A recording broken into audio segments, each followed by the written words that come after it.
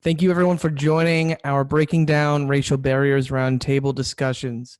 My name is Sam Rayner and I am the Industry Development and Membership Coordinator of the Canadian Independent Music Association, CIMA.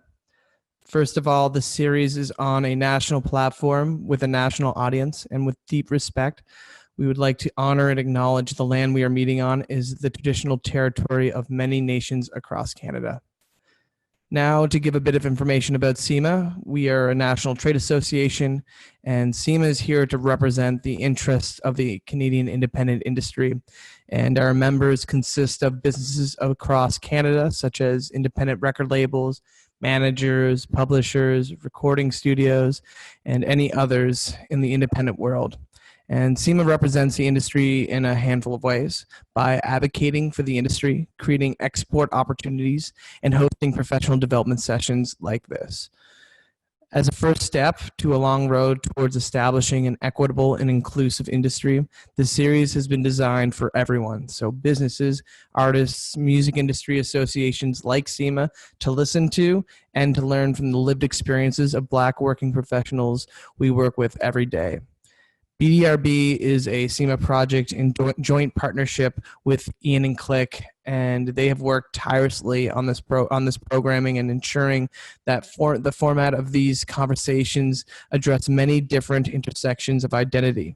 We could not have done it without you guys at all, with your support and direction. And a big thanks to our administrative coordinator Matthew Baydu for his assistance with the entire series.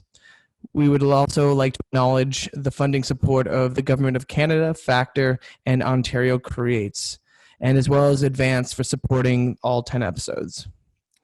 Every week we have an episode partner for them to listen to the sessions as well as promote these discussions.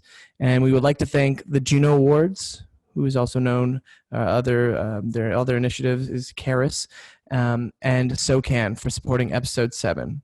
And now I would like to pass it on to Click. Thank you very much, Sam. Yes, my name is David Cox, also known as Click. I've been in the music industry for 20 plus years, wearing many hats, from being an artist to promoter, A&R manager. And I'm happy to be presenting this roundtable as we're coming to the end. This is week 7 with my good friend Ian Andre Espinay, and with the support of Advance, which is Canada's Black Music Business Collective, which I highly recommend everybody to join. If you have not joined already, sign up to their mailing list. You can go to advancemusic.org. And today is going to be an amazing conversation. We have some great speakers with us. Before going to that, I want to throw to Stuart from CIMA. Hey, everybody, and thanks, Click.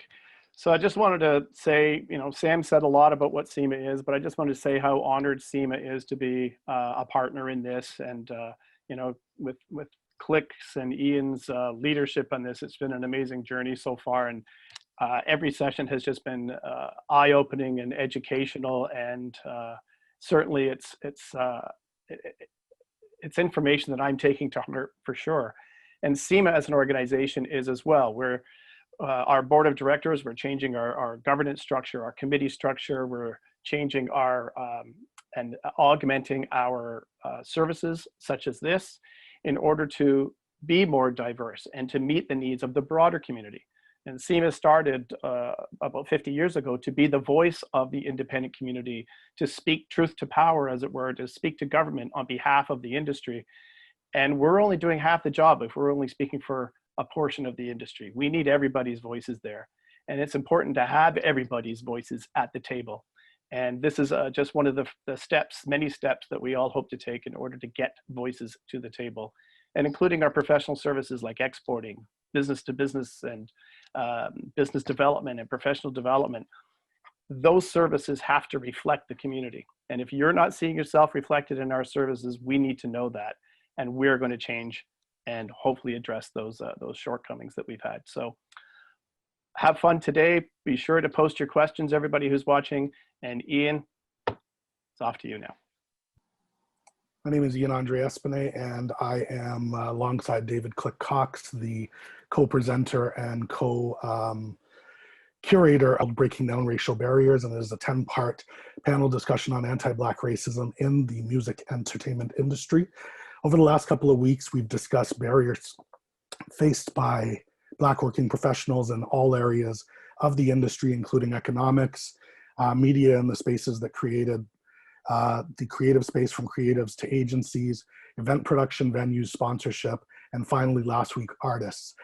For this, our 7th episode, we turn our gaze to record label, digital streaming platforms, and industry associations, and we look at representation. I'd like to welcome our guests, if you guys can come live,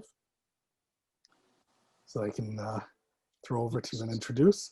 Ladies first, Katrina, please introduce yourself. Good evening, I'm Katrina. I'm originally from Nova Scotia, now based in Toronto, and I manage recording artists. Okay, BUSHRA. Hi, I'm BUSHRA JUNAID, born in Montreal but raised in Newfoundland, so East Coast to represent. And I'm an artist and independent curator, but I'm also program officer and outreach and development manager at the Ontario Arts Council. Okay. ERIN. Hey, I'm ERIN. I've been working in the music industry, wearing multiple hats for the past 10 years. I have been a music journalist for the past 10 years as well, and have worked with festivals, DSPs, kind of a little bit of everything at this point. Okay. Joel. Hey all, Joel. I work for a record label, Warner Music Canada. Born in Congo, Africa, blood, raised in Ottawa, living in Toronto. Yeah, I do a little bit of everything from marketing management over at Warner Music, and a lot of everything else as well, kind of like ERIN. Okay. The incomparable Canada's tallest freestyling structure, KARDINAL OFFISHALL. I thought you were talking about Chris Smith. We all know that he's an undercover rapper, you know. Don't make him come in here and pretend like he's big time management. That's the real rapper. KARDINAL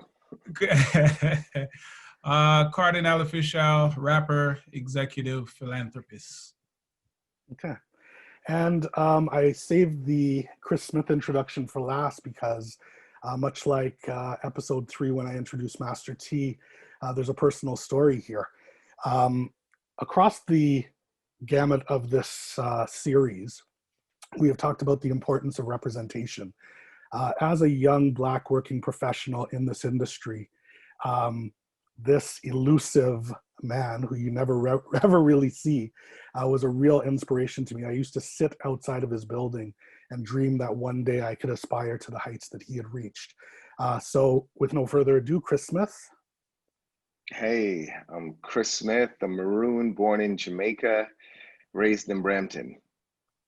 Okay. I'm a manager, record company owner, that type of thing. Okay. And of course, my partner in crime, David Click Cox. Yes. Thank you. And I'm Ian Andre Espinay. I am a 20-year event producer and graphic design company owner, Black Star Graphic Design and Iconic Arts. Today, we are going to look at representation in the corporate and organizational entertainment industry, record labels, digital streaming platforms, and industry associations. We're going to jump right in. For generations, the music industry has profited from the rich and varied culture of Black people. It's not a secret, but they have failed to acknowledge and address the structural and systemic issues affecting Black people overall. In effect, they've enjoyed our rhythm, but not our blues. So today we're turning our attention to you guys. I want to start off by asking everybody, what does anti-Black racism look like in your particular space? Cardi. That's how you feel? You never asked the rapper first. By the way, if you thought this was just going to be a furrowed brow, serious conversation we're going to have, we got to be able to have some fun, or else I'm just going to log off. I mean, that's a good question. I think, to be completely honest, it's ever evolving. If you understand kind of the principles of how anti-Black racism exists, it's not something that has ever stayed the same way. It's always been able to morph. You can look at that from, you know, the days of slavery to Jim Crow. You know, the Ku Klux Klan doesn't even wear hoods anymore. You know what I mean? So it's very difficult to be able to identify and find solutions that will stick. So I think it's ever evolving. But I think the reason that all of us are on this panel right here is because we've been able to navigate. We've been able to, you know, kind of, you know, move with the waves of how the industry goes. And I think all of us on here have been able to succeed kind of despite the roadblocks that have been put up in front of us. Speaking to, I think, almost everybody on this panel, we've all overcome, you know, a lot of discrimination, a lot of systemic practices that have been in effect. And I'll just end it off quickly right here by saying, I remember, you know, one of the, I think it might have been either the first or the second year, you know, that I diversified what I do and joined the label. And, you know, I remember having a conversation with a coworker to where they explained to me, I was like, yo, like, the system is broken. They're like, no, what are you talking about? The system is working perfectly for those that designed it. You know what I'm saying? A lot of times we talk about, you know, how things don't work or how the system is broken and so forth. But I think not just within the music industry, but within, it's a bigger conversation, but, you know, it all comes down to economics and capitalism. And, you know, we all know that these things were set up for a certain portion, a certain part of society to win. It's just that we tend to be, as Black people, the lowest on the totem pole. So we probably have the most fight and the highest to climb. But yeah, it takes on, hopefully to answer your question, it takes on many, many different forms. I think more than sometimes understanding the necessary exact way that you can see it is understanding the signs that will come up, the energy. And, you know, more times I think you'll actually feel it more than you will be able to identify it sometimes. And I think once you understand people's intention and their energy, that's when you can do what you need to do and keep your goals in line, you know what I'm saying? So that you can succeed despite whatever face it takes on. Katrina, you came from the coast. Can you explain what experiences you've had with anti-Black racism in your career? Just an overview. I know we could be all here all day. Yeah, huge question. I think to tag on to what Cardi was saying, it's ever evolving. And I think because racism is a social construct, it has been defined by our oppressors to divide and oppress us. It evolves depending on sort of where we are in the history of a place. So I find racism, anti-Black racism, is very different in my experience in Nova Scotia than in Toronto, than in Cuba, for example. And I think, I mean, it was one of the reasons I left Nova Scotia to come to Toronto and have a career in music here. And one of the things I noticed immediately was just seeing more Black folks in higher positions, not like specifically in music, but overall. Like, I think in Nova Scotia, it's a lot of people are working in government, but I didn't have a lot of examples of anyone doing anything in music other than maybe a DJ, or that's all I can think of. I mean, and then, so even now I find when I look to the US, one of the things I had mentioned on one of our calls earlier was one of my first experiences before I moved to Toronto was going to NABFEM. And that was a place where I saw myself, where I was like, oh my goodness. So NABFEM is the National Association of Black Females in Music and Entertainment. And I mean, it was like Sylvia Rohn was here, Suzanne DePass, who was the executive producer of the American Music Awards, like connecting with people who were doing their thing and who had, like, to me, were moguls. It was an opportunity for me to see something that I had never seen in Nova Scotia. Or here in Canada. Okay, I'm going to go to Chris.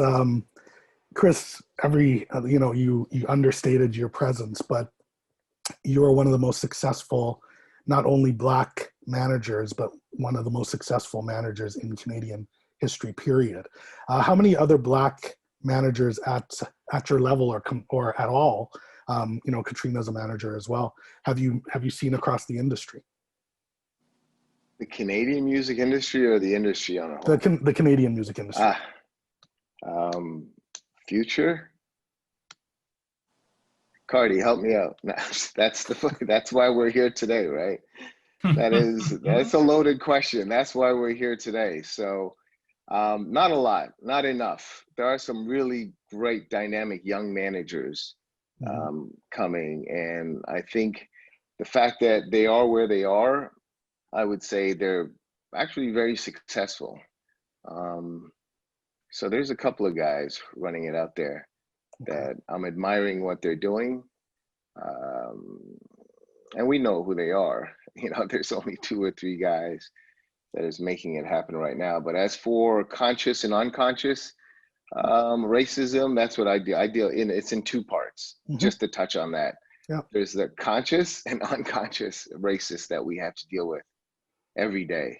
And we'll jump into that a little bit more.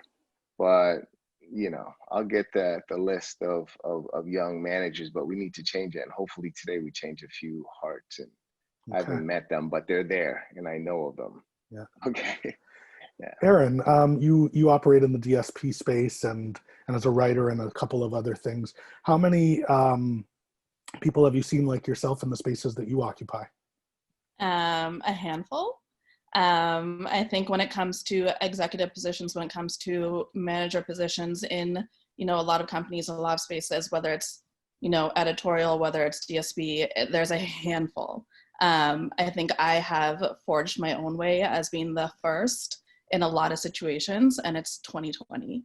So, you know, for me, it's about navigating these spaces in a way that doesn't necessarily upset the people who are in these manager and exec roles, but also adds to it where I can now be that person who's like, you got to open the door and start, you know, flooding the show. Like, we just got to open these doors. And I think that's kind of where I have seen, you know, my role within these institutions. Okay. And BUSHRA, you operate in the organizational space. I remember when we spoke a couple of days ago, Click alluded to the idea that your organization has one of the only development programs for Black people in Canada. How many Black people do you see in executive and decision-making spaces in your arena? And maybe you could speak to your experiences as well with anti-Black racism in the organizational space. Uh-oh, muted. Mute. Sorry, I may backtrack a little bit to just talk about my experience. So I grew up in Newfoundland, as I mentioned, and I was, unlike Nova Scotia, where there's a large Black community, there wasn't where I grew up. So I was always the only Black child in my class. I never had any teachers or mentors or people to look to outside of my immediate family. My mother's from Jamaica, my father from Nigeria, so those were my mentors, and so eventually I moved to Ontario and chose to be in roles where I would be in that mentorship position, where I'd be have the privilege or the opportunity to mentor and guide folks coming up behind me. So I've worked at the Ontario Arts Council for a number of years. The program that you speak about is Skills and Career Development. It's a program for Indigenous arts professionals and arts professionals of color.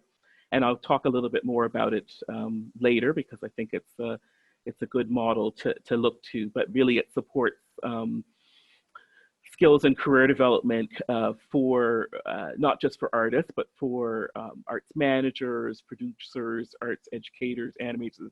It's a really good, great program. You do see a lot of Black artists, musicians, filmmakers, theater artists, you name it, applying to this specific program, because it is one of the few designated programs.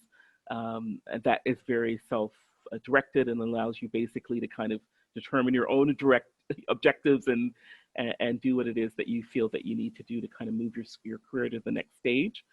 But I'm the only Black program officer at the Arts Council at the moment. We've had the previous music officer, Michael Murray, who's now at the Toronto Music Association, and Jay Pitter, who was arts education officer, about a decade ago, both of whom did a lot of work to bring in Black artists and organizations into project and operating funding. So that's kind of the arena in which I'm working.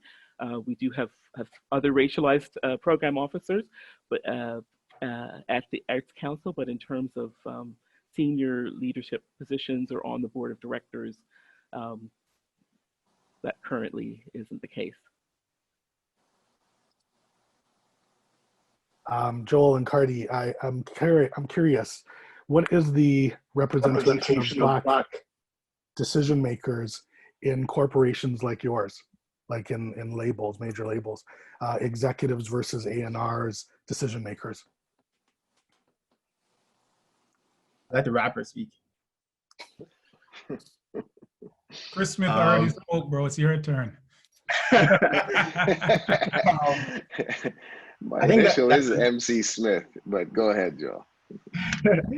I think that's an interesting question, and like the thing that's great about it from the place where I'm at is, I think it's more so like structural. It's a blessing to be in a position with a major label where ultimately the trust is given to the person that can do the job best.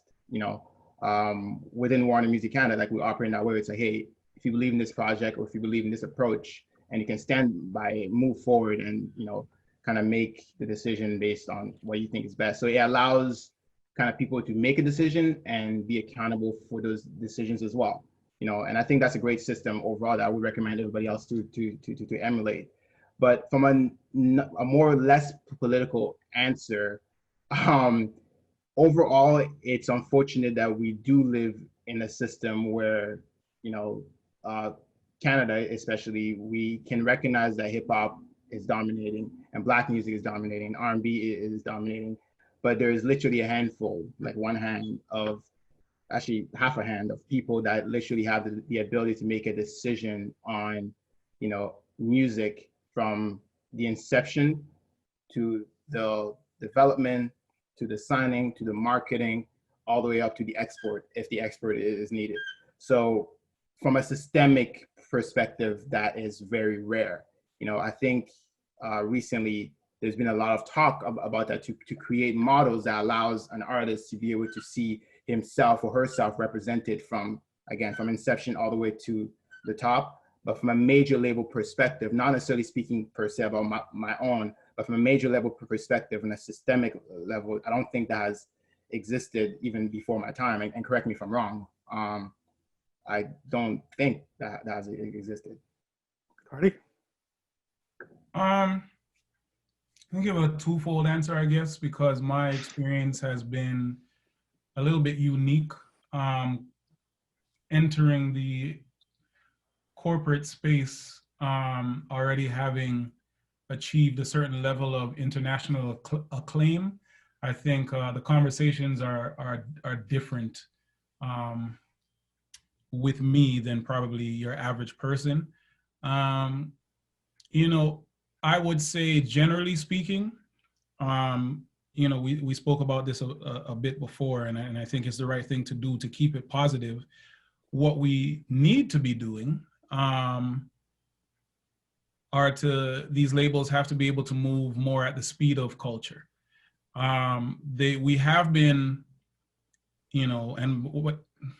taking liberties by saying we, but being a part of the label system, what we have to do is understand that, yes, for many years we have been profiting off of the Black experience, off of Black music and so forth. But what's interesting now is that there is more of an understanding, at least within Canada. I believe there's a real understanding that's happening, and whether it's by choice or by force, arguable. But the point is, we realize that in order to compete globally, we have to move at the speed of culture. And in order to do that, you have to have people that are of the culture that are either making decisions or informing decisions. So I think for myself, I've had the privilege of doing both, of informing decisions and making decisions in within certain, certain times and certain opportunities. Meaning, I think the last few years have been very interesting for me because I've been able to, no pun intended, I've been able to, I think, advance a lot quicker once I actually understood how the label systems within Canada work, why they work. And then once you have that understanding, it's a lot easier to be able to work within that system and do the best amount of work. So I think for myself, like when I first came in, I was a bit naive in thinking that I'm like, all right, cool. I've seen how they did it in France, in the UK, in America, in Mexico, in India. I've been around the world. So, I came in super gung-ho saying I'm going to take all of that expertise, put it into the label system here in Canada, and let's go to the races. But I think what happened was the first few years I had to understand, I think from the other side of the Iron Curtain, why things work the way that they work. And I think once I had a better understanding of that, then what happened was I was able to, I'm a person that needs to break everything down to the ground floor. You understand what I'm saying? Some people don't take the time to really understand all of how something works, no matter how good you are at your job, or even if you're a beginner. Some people like to skip steps. I think for me, it's very important as a businessman and as an executive to understand how everything works, because I don't think that you can properly do your job if you're not even completely aware of what your job is. And I think that goes for executives, and it also goes for the artists as well, because there's a lot of times where you'll hear artists that may have a certain perception of how the industry works, but they don't actually know how it really works. You know what I mean? They don't really understand the reasoning behind why people make certain decisions. So, again, I think for me, I have a kind of a skewed opinion because things are a bit different for me. I can have conversations, and I always have, with the CEO directly. That's always been kind of like my my relationship. But I think in general it's been tough. A man like Click used to work at Universal, and things when he was an A&R at Universal, it was a very different world. You know what I mean? There were a lot of different things, and where we're at right now with a global industry, with streaming, we're dealing with global economics. No longer are we dealing with like quote unquote Canadian only deals or domestic deals. Like it's not really a thing for us, especially for Black music, because there are no platforms here that support us. And there is very little infrastructure that supports Black music within this country. So it is a global conversation that we have to have. And, with that being said, I'll just end my little ramble by saying it's very important, again, to be able to move at the speed of culture. And if you are of that culture and you are informed, then it's just better for not just yourself as an executive, but also for the people that you're trying to help, which is the company. And it's really just, keeping on a global mindset and, understanding what the task is and what the goal is. So you speak about moving at the speed of culture. Katrina, Chris, you guys have had experiences where you're dealing with, and the representation has been something which has come up throughout the entire thing. Joel and Cardi have kind of alluded to the fact that there are very few Black executives. What has that meant for your experience as managers? I'll go to Chris because he's laughing. No, well, look, I'm, I wait, I don't have a job or any. I wake up unemployed every day, so I'm just going through my head of thinking of all the right things to say that will sort of encapsulate what's reality is, right? And my experience over the last 20 years, and I'm not sure we can get all that in this moment. Joel mentioned, or Joel, whichever one you tell me, mentioned the three people or half a hand of people that can get it from the whole logistics, to making something global. I might only know one and two of those, so I need the other name, Joe, because I really want to figure them out. You know, I know Jordan and Matthew did an amazing job recently, where they had control over the entire life cycle of a project, to the point where, so that I think is an incredible model, and I'd love to see 20 more of those. Okay, and as I've said to them, you know, based on my experience, I'm there for them every day, any day. And Cardi can tell you, we spend hours talking about the next generation of executives and talent. So what have I witnessed? Jesus, I mean, there's none. Now, there are some willing people at the labels. All the heads are great guys, but there is nothing, you know? So I don't know, not enough to say there's zero. I don't know. There isn't zero, because Universal and Warner's, they have a few Black folks there. But it's not just about Black or white. It's also about understanding the culture of Black music, right? Because there's kids, whatever color they are, growing up they don't know anything but hip hop or R&B or whatever. They're not trying to go back into some other world. So for me, I just think, look, I don't want to ramble on about it, but you have to be a little more poignant with that question for me. Okay, so Cardi, let's because they're, in order for something to grow, you need mentors, right? Yep. If you look at the successful folks in the U.S., you look at L.A. Reid, Clive Davis had L.A. Reid, so he had a laneway. You can't build and grow something if you don't have executives that reflect the community, because everyone else, when a Chris Smith calls in, I'm just an angry dude that they don't understand, because they don't understand if I kiss my teeth or get frustrated or something. So that's what I've dealt with for 20 years.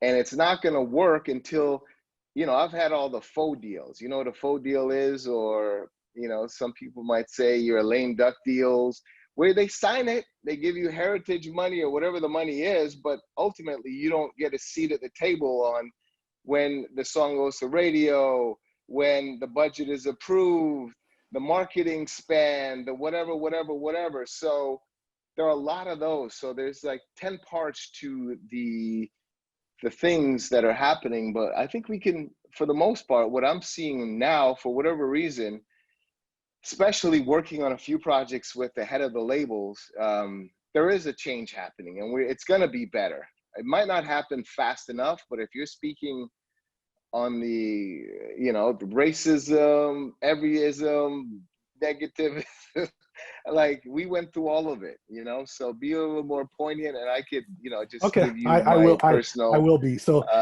thing let's on just it. do plain talk bad manners then. Katrina, yeah, I speak all the time on this panel about what would happen in a situation like the clothing company with the cutest monkey in the jungle t-shirt, if there were Black people in the pipeline all the way along. In the pipeline, in the record labels that you are dealing with, what is the effect of the absence of Black people? Like, for instance, on your ability to make a video, your ability to get things done, marketing managers who understand the projects, etc. It means I have to work 3 times as hard, because I have to bring everybody else up to speed, and invite people in and fight for the people that I want to bring in, and fight for the people I know what they're doing, when maybe the 60-year-old white guy doesn't necessarily know how to move as quickly with the speed of culture as Cardi was saying. I have found that for me in my career, I have dealt with it more on the, like when I'm making music videos or anything I'm doing with television, I have found it a lot harder than who I'm working with at the labels.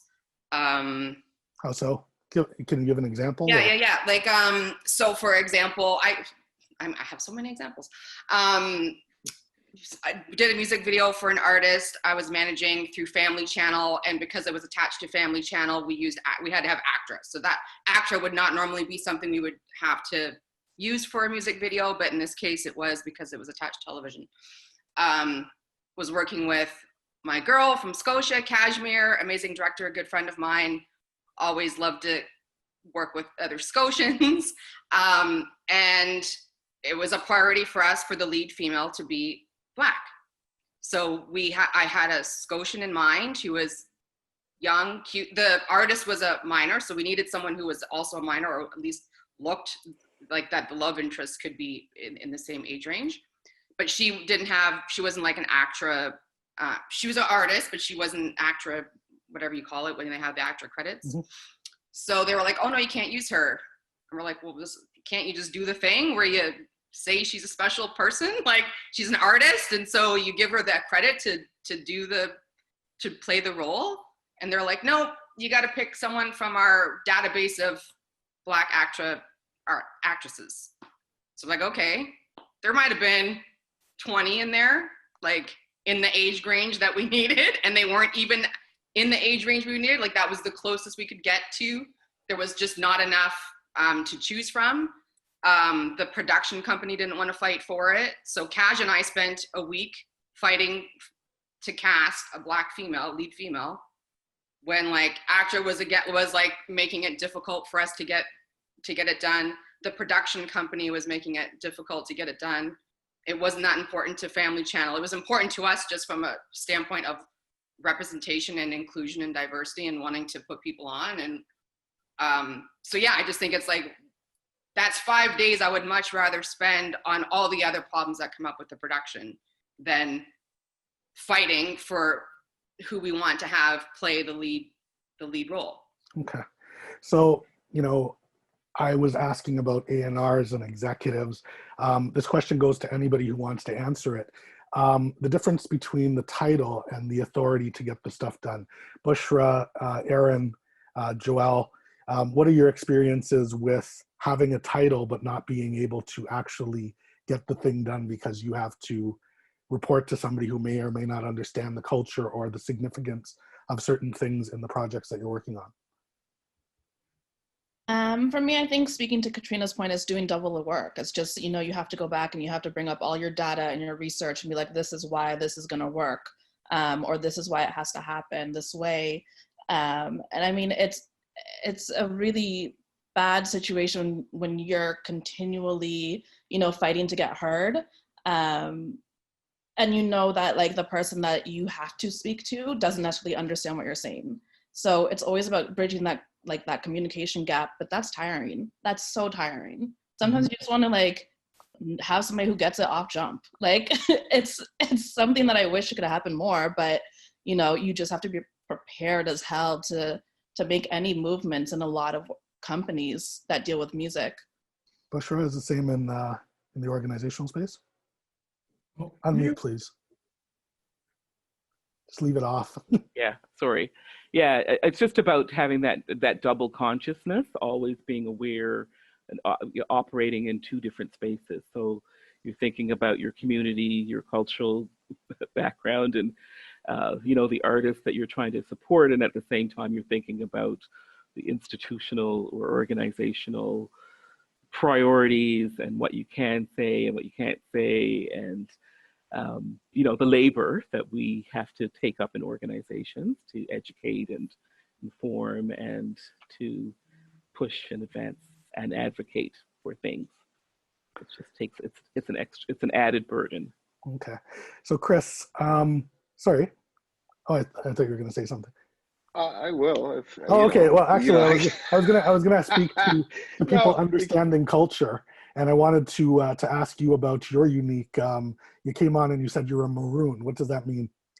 Well, I mean, everyone out there, just look up, maroons and the history of the maroons, and just what my grandma told me at a young age about being strong, tenacious, and if you're from Halifax, there's a great community across country. Just look up maroon, and it's just my attitude based on what I was told, and my leader, the leader of the maroon being being nanny, and just the respect for just culture and strength and persevering and never being, captured, and being just, it's a whole thing that was put in my head at a very young age, what my grandma told me, and it stayed with me. Like, it just made me feel like I was special. And through all the ups and downs when we're trying to navigate a Canadian music system that didn't always look like me, right? And So- me figuring how to survive Mhm. when no one would take your phone calls, or you just weren't the right color to be hanging at the bar at the Horseshoe or wherever these people hang, or they didn't understand you, so they didn't vote you for this or allow you to get a certain grant. But here we are today with Joel, and KARDINAL, which I support both of them. So now we have two incredible talent inside the building. What are we going to do to support them with talent and knowledge? And like, you know, I pledge that to any young executive that get their positions, because I see how important it is. Now, for us to, in the old days, meaning years back, there were Black executives in the business when I was coming in. But to me, they held me back sometimes more than whatever, because they were a little whatever. So I'm like, you know, I know I read the email. I have to be good or something, right? Well, you alluded. I can't say shit. Like, Talk the talk, Chris. like, Talk the talk. no, Maroons, no. talk the talk. You alluded you to guys something. invited me on this thing, so just Yeah. tell me what to like. No. I'm saying Cardi and Joel is in the company, right? So okay, so let's talk to that. When you came into the industry, So when they're in the company, someone like myself, Joel speaks to my right-hand guy, right? Greg, more than I do. He's a kid. He's just like, he's on all my phone calls. For the last 15 years, he's on my phone call. Young Black kid, didn't have no music, whatever. He was an assistant that rose to be my right hand, right? So boom, Joel, whatever, tell me what you want. He's got, this kid is dope. He's over there doing this. All right, stay close to him, whatever. Just how can we make him successful? Same thing with Cardi. Cardi knows, Cardi, what's going on with you? I'm out there waving. So that attitude needs to happen amongst all of us. If you have a job somewhere, don't hold back the next Black person that's getting an opportunity because you want to shine. So I need to speak to our people first, right? Now, then the second step is the executives that are currently there. Now, whether they're woke today or tomorrow, I don't know what the reason, I don't care. I don't think anyone at top of the labels where I deal with or DSP are necessarily, they're not racist. It's just they are feeding a system that isn't set up to activate what we want.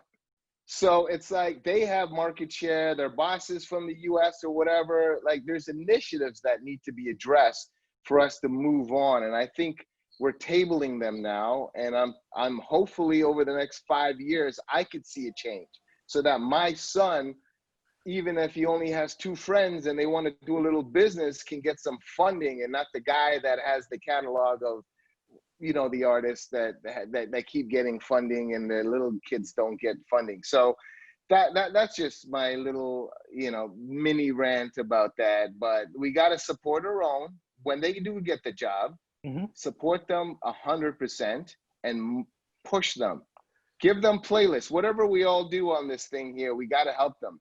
Sign one of their artists. If there's a young manager, what I do, any Black manager that I know that has an artist sign or there's a bidding or whatever the hell it is, I call them and says, hey, I'm here for you. I can help you see around the corner. Boom.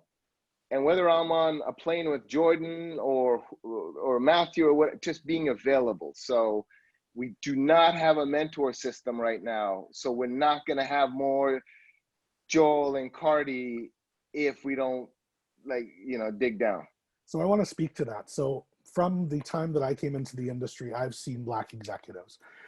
However, I read an article somewhere and it alluded to the idea of Black people, and this may go for BUSHRA, ERIN as well, but that we are hired in waves only to be forced out by label restructuring and these kind of things. There are only 2. I can count 30, from Kim McKenzie to going all the way back to Ed Yao and Tony Sutherland when I came into the industry, who are no longer here, right? So the question is this a fundamental issue in the entertainment industry? And what does it do in terms of the brain drain? Like, are we losing people to the States? Are we losing people to food services? Like, what is the problem in these labels that is causing executives not to move up consistently through the industry, but to leave, etc.? You're smiling. Well, no, I don't want to He's the only one speaking. Like, bro, we got a problem, okay?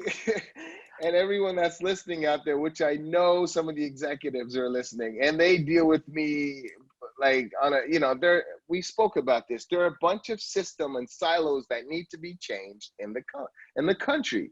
And then you knock them down one at a time systematically, and then you go through, look, I can't ask Universal to sign 10 Black artists tomorrow. Then what are they gonna do with them? Now I'm gonna have 10 Black kids' dreams shattered, and parents, everybody, cause like, boom, we need to deal with radio, then we need to deal with media, then we need to deal, you know, then we need to deal with the system that rates those people, that do not incentivize them to deal with our culture. Thus, the last part of that is also the label system that does not have enough people across the country that can come up with unique marketing strategies to touch and reach those kids that love. The people always think, okay, you think you go to a Travis Scott concert and it's a bunch of Black kids in there, or a Drake concert, it's a bunch, just all Black people? It's like white, Black, all shades, everybody loves Black music, right? But the media companies want to say, well, the rating system, how we judge who loves it in the country is based on, oh, well, Black people are not wearing the monitor system, or we don't call them, or they don't tell us what they, so, I mean, Ian, you understand that, and you can break that apart because I threw a lot of things in there, right? Mm-hmm. But we need to knock down all the barriers. It's not just one, so that when you knock down a bunch of them, you go to the labels and go, you need more of this, okay? Because what we found in the past is like, we got a lot of it, not a lot, but some of it, and then they, oh, look, it failed. You can't get on radio. Bye-bye. And then you water down your music, right? And now you can't get a US deal because it's too soft. And then it's like, let's make it really hard. And then like it is in New York, and then you can't get on Canadian radio, right? So infrastructure, I'm saying these two cats are in the label, and I assure you they're gonna make a difference, and we need to support them all the way up to the top. And if there's anyone qualified above them or beside them, we get more in the building while we break down the other silos that are not addressing the reality of the taste of Canadians. Okay, click. Okay. Yeah, I would love to know, Chris and Cardi and Joel. Chris, you had mentioned initiative. What initiative actually has to take place? Because one of the things I realized from my time working in the industry is we help out ourselves. We help out our own community. I would have never had the job at Universal if it wasn't for Ivan Berry. Ivan Berry at the time was the international person for BMG. I worked at BMG at the time. I also saw within BMG Nicole Krasofson, who was there at the time as well. There was a lot of mentoring within our own when we're in certain positions, able to actually lift somebody up. And Ivan called me and said, hey, there's a job at Universal. I think you need to apply. I'm going to make a phone call to get you an interview. Those are the type of things that actually helped position me. He didn't get me the job. I had to come to the table and actually rise to the occasion. Guys like Kevin Barton and other people who helped grow an urban department at Universal also helped bring people into the company.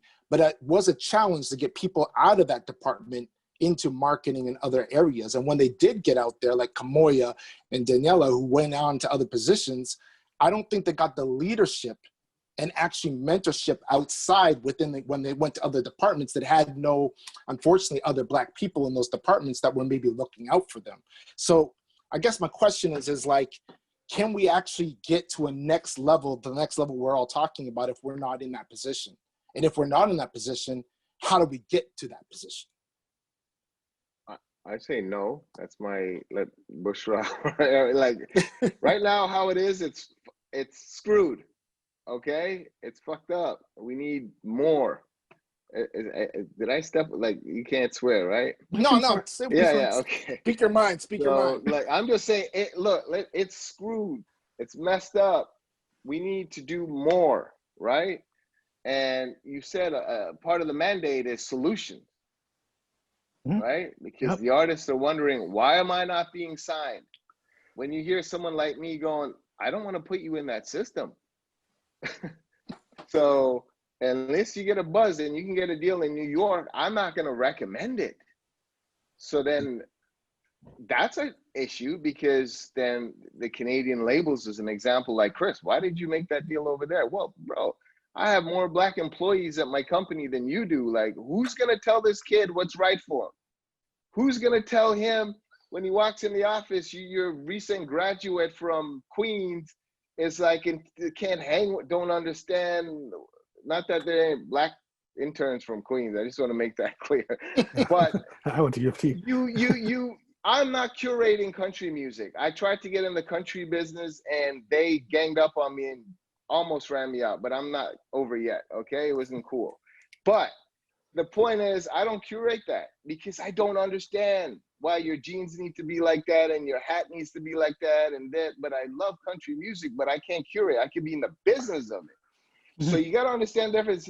It's like, agree that you're in the business of it, but you don't have the manpower to curate, cultivate, and exploit it globally for the betterment of these kids. It's not set up. They need to hire more, allow people at the table, put them in the executive room where the budget and decisions are made.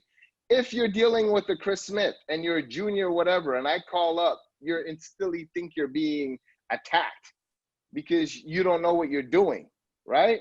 So then I silently get blacklisted amongst all the new people, little cliques. So my product doesn't get furthered if I don't have someone at the table.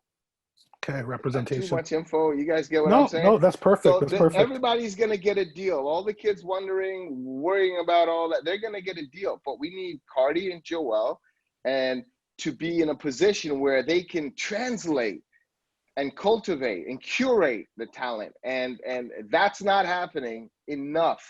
They're almost there. And that's the problem. And that's one silo. So you mentioned two things that I want to touch on. I want to open this to everyone. Cardi, Katrina, ERIN, BUSHRA, even Joel. Global. You said the word global, and I want to touch on that. And the question that I would have is, are the labels recognizing the full potential financially and otherwise of this music when they don't have diversity in the places, you know, because if like frankly, the music could make more money if there were people who understood it in positions, but I don't want to answer the question. I want to ask you guys what your thoughts on that are. Joel. If I can just speak on that in terms of global, there's a lot of things like, I know we did a phone call yesterday, Ian and Click, and he told me, you know, like, don't call out anybody and kind of, you know, let's be politically correct. But unfortunately, like, no, talk. Saying that says in times of war, you can't put down your weapons. So I think ultimately the biggest issue, like for me personally, coming to the music industry, I came from a management perspective, managing artists. Like, it's funny because I've been saying this, like I started in 2011. So I'm just approaching a decade and I feel like the old guy here, you know. But one thing that I did is that I found ways to learn the system because the system would not allow me to learn through it. You know, in Canada, it's like you get these barriers where it's like the most you can aspire to is be a part of a remix. You know, like I would have loved to get an internship, a record label. So then what you end up doing is that because the access is not given to you, the information as well is not being given to you either. Factor does not educate you on how to apply for Factor at all. No, but I mean, they're doing it now, but it was not readily available that you have to create a applicant profile, a user profile, and an artist profile, and a songwriter profile. That's fucked up. Like, that's complicated. But imagine like a young 18-year-old kid who's like, I'm a great songwriter. I need the funding. No one is educating you on that. Again, I'm not sure what they're doing now, but that's what that was my experience growing up. So what I did is that I identified myself every single aspect of the music industry that I needed to learn. I went on my way to learn every single thing, and not just locally, but globally. Like, I took a job at Air Canada as a flight attendant, and one of the things that I did is that on my days off, I would travel to the festivals. I would travel to London. I would go as far as Japan and in the UK and everything. And what I did through my own experience was, if you won't allow me to be part of the system, I'm gonna build everything and build knowledge with everything around you. So now what ends up happening, and I won't name any names.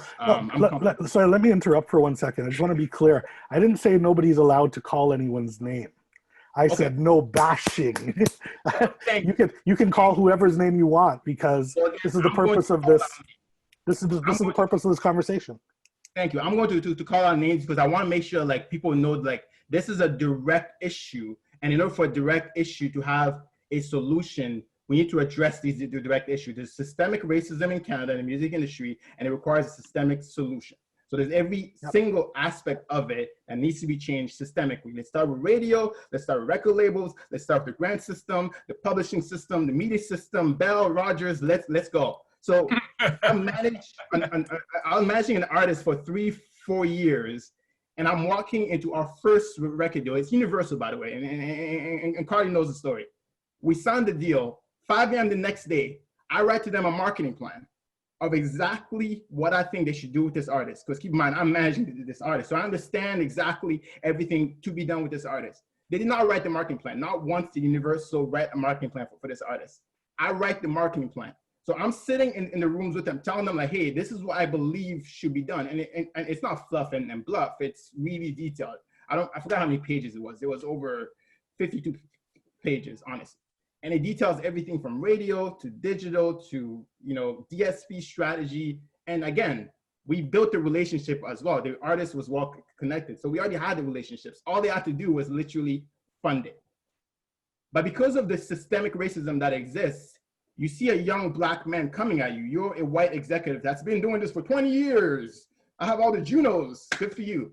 And you sit there and you believe that just because this young Black man who should not have this information is telling you what to do with a Black artist, because you control the money and you control the decision making, you have the power to limit every step of the way. And maybe not limit per se, but you have the power to slow down, to alter, just to feel ownership over the success of that artist or of that project in order to not credit it to the Black manager or the Black executive or the Black A&R or marketing manager. That's a systemic problem that exists in the music industry. It's blatant, it's insulting almost, because it's like you sit in a room and you look at a person, you're like, wait a minute, I know this way more than you do. Why are you undermining me? Is it because I'm Black? And it's like, well, there's no other reason, because we're sitting here and I took the time to stay up all night, write the marketing plan, give a fucking PowerPoint presentation, and yet you're still looking at me and telling me that like, I don't agree. I think we should do it this way. It's like, no, you're wrong.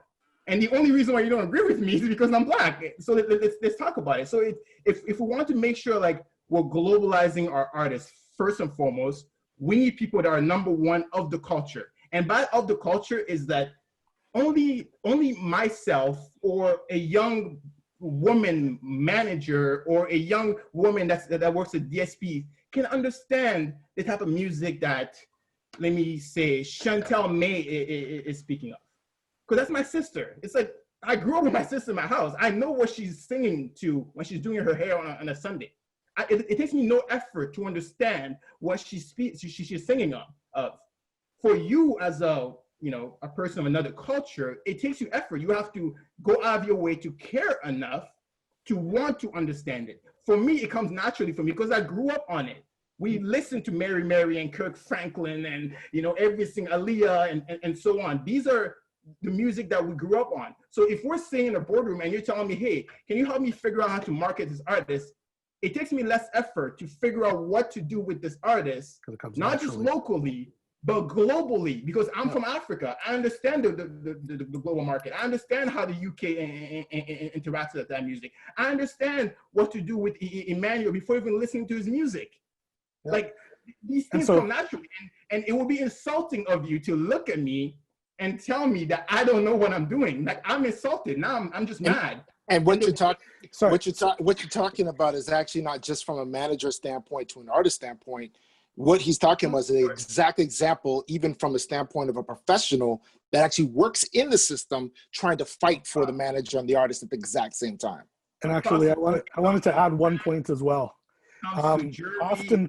Oftentimes when you're speaking to white people in the industry, there is a confusion, and not just white people, but I will open this up to everybody who believes that they understand the culture, to mistake what they believe. I was talking to somebody and they said the most insulting thing to me the other day. They said, I understand because I was right there with people getting drawn down by the police. And I said, you have misconstrued Black culture with street culture, because somehow you believe that Black culture is getting drawn down by the police. I'm like, go check an Alvin Ailey, go watch Serafina, right? And don't talk to me about Black culture if you don't understand it. So sorry, Click, I didn't mean to. Oh no, it's all good. No, I was gonna say that, like, people need to understand that Black music is a multiverse. It's like if you get introduced to Black music through 50 Cent and you think that's all there is, then I'm sorry for you. You're missing out. You know. So I want to segue actually off of that to Chris and Joel, and anybody else who wants to speak of it. And BUSHRA, you work in an arts organization. The segregation of our music based in these titles like urban and pop, Afro beats, reggae music. Chris, what's your experience been with trying to break reggae music in the Canadian market? Breaking it in the reggae market in Canada. By the way, I love that, Joe. He's going at it. This is good. Now we feel like we're talking, right? Let's go. Let's spill it. So I love that. I'm just here to say, I apologize for my energy. My biggest don't apologize. Don't apologize. Stop that. Stop the noise. No. Just speak your truth. My biggest motivation in life, in this business, is disrespect. I dare you to disrespect Black music, please. Because then I will go out of my way to just prove to you how powerful this music that we grew up on, that we like, literally, it's like, it's in my blood, you know, like, it's like, just keep disrespecting it, keep looking at us sideways and everything. It's like, I will go out of my way just to showcase you the power of this thing called Black music. And guess what? Black music is all music. Anyway, it's all music. So I want to jump off that. No, you don't have to mute. I want to jump on that for 1 second. Everybody loves Bob Marley. Everybody likes to like cuss bumba clat and do what they think Jamaicans do stereotypically. So what have the issues been in breaking reggae music as a crossover music in Canada? Why is it that it is not big? Why is it not represented properly in the, like, on radio or at these award ceremonies, et cetera, et cetera? And I want to speak to Afrobeats as well and soca. It's the same thing that we spoke of earlier. If you do not have the outlets or the people in charge and understanding, if the rating system does not, you know, you have a radio station that's potentially going under because advertisers, maybe, can't speak to the facts, right? But listen, the system is set up where it's not rating the music or incentivizing advertisers to advertise on stations and platforms that embrace that music across this country. Okay, because, and again, I know you can explain that to everyone probably better than I can. So we need to change that. The reason we are not able to break reggae artists in Canada is because you just don't have the outlet. So unless you come up with a pop reggae hit that's gonna fit on the pop station, and yeah, when was it the Ron Nelson show? Which one was the hot one on 88? Power Move show on Ron Nelson's, but he had Reggae Mania later on. Reggae Mania, whatever, and you could bust in Toronto and that was played once, right? Your song gets spun one time, and I think for the most part we've gone, backwards in a few areas, and we just need. I think everyone right now again we're at this point, and we can make some changes and some aggressive moves to make it better for my sons, right? And I think that's what we need to talk about, because it's not going to happen the way it is. I'm committed to helping all these other people, see it differently. And there are some people that have joined that movement, and I'm hoping over the next year, because of everything that's going on, it will be different. And a young manager like myself, can manage without, manage all music. Yeah, so actually that's a great point that I would like to, just touch on. Hold on a quick second, Ian. Sorry, because I just want to make sure that we hit some of these things home. It's ironic that you bring up the question about reggae, because before today, I probably would have had a different answer for you, but literally came in from a friend today, and this is factual, because here's what we need to do. We need to monetize the rage is what we need to do. A lot of times there's no point in us just having rage if it's not going to be able to turn into something that is tangible that can move us forward. So I say that to say, that's why I'm like, yo, everybody needs to talk the things, but what do you do after you talk the things, after you get it out? Because I think what we have, like, the thing is, I can relate to you know, a man like Joel hardcore, because anybody that knows my history in this country knows I've bun out every single thing in this country, like, for decades, you know what I'm saying? But it's like, what do you do after that then? Do you just sit on the sideline and say, well, make them suck themselves and stay there? I remember for me, the person that really affected me the most that said, yo, you know what? Take the job at Universal was Stephen Marley. And I said, word, because we were in a session, and Raga said to me, he's like, yo, the only way to really change the system is to get inside the system and affect those people that are making the decisions. So the thing is, think about it like this. Think about the Canadian music industry having kind of like a glass dome over it. From the other side of the glass dome, all they see is you, but nothing is penetrating inside where all the decisions are made. You know, here's a fact for you, and this is literally as of last week. Amongst gospel, classical, Latin, jazz, and children's music, reggae is actually the highest, has the highest growth in streaming, a 22% growth in streaming over the last little while. That is actual Nielsen facts. That is not opinion based. So here's the thing. We say, all right, so we see that the facts are that people are streaming more reggae music in this quarantine time, but what do we do with it? Unfortunately, the reality of it is currently we can't do too much, because we don't have anybody that's in position that is going to say, okay, we need to move at the speed of culture. If there was somebody that I could call, if there's somebody that Chris could call, that you know, Joel could call. And I mean, listen, we all know about ERIN, and those people that are watching this that don't know about ERIN, although she's been quiet, she literally is one of the biggest advocates that we have for Black music in this country, period. You know, we have ERIN at YouTube, but outside of ERIN, and, you know, big up to Chantel Noel that's now at Spotify, we don't have that many people that can advocate for us in these streaming platforms in this country anyway. We're talking about Joel at Amazon Music, by the way. Say it again. Another Joel at Amazon Music, by the way. FYI. Nice. Big up. Respect. So, you know, we talk about, there was a little bit of talk about G98, but, you know, the interesting thing is, as having a lot of friends that have worked there from day one, and anybody that's close to the people that work there and the station, one thing that we need to do as Black people, because earlier in it, we spoke about unifying, we spoke about support, and, you know, Chris alluded to the fact that, like, it was some Black people that actually held him back doing some business in the earlier years. We didn't support G the way that we needed to support G, because if we did, I'll be honest, we wouldn't be in the position that we are now with G. A lot of people see it going away, and you can say what you want, but for those people that were really interested, this is not anything new. This is not something that happened within the last few months. You understand what I'm saying?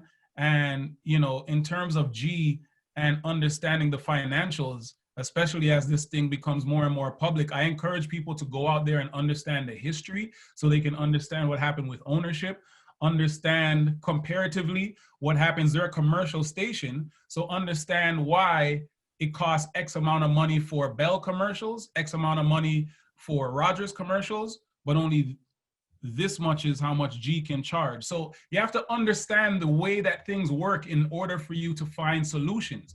Finding a solution is not saying, oh my God, we're gonna lose the Black station. Also understand and say to yourself and be real, how many times have you listened to G this year? Mm-hmm. You understand what I'm saying? So hold on, I just wanna finish real quick. So all of what I'm saying is, it's like, at the end of the day, we have to really do the work. We can't just, it doesn't matter how vocal you are or how you move in silence. However you move, if you really want real progress, you have to do the work. You cannot just expect for things to be earned without putting in the work for you to earn whatever it is you're looking for. Because a lot of what we have, unfortunately, is we also have, based on social media, access to internet, we also have a lot of entitlement that a lot of us feel. So a lot of us, sometimes we feel that we hear about the work, so that means we feel a part of it. You understand what I'm saying? And we feel like, yeah, what he said. The only thing is that these people put in the work. What are you doing? So that's why I'm saying, when it comes to radio and the landscape in Canada, don't just be mad. Understand why you're mad. Understand factually what they have from what they don't have. When it comes to TV, understand the same thing. When it comes to labels, publishers, DSPs, you can't say I'm mad that I didn't get on a playlist.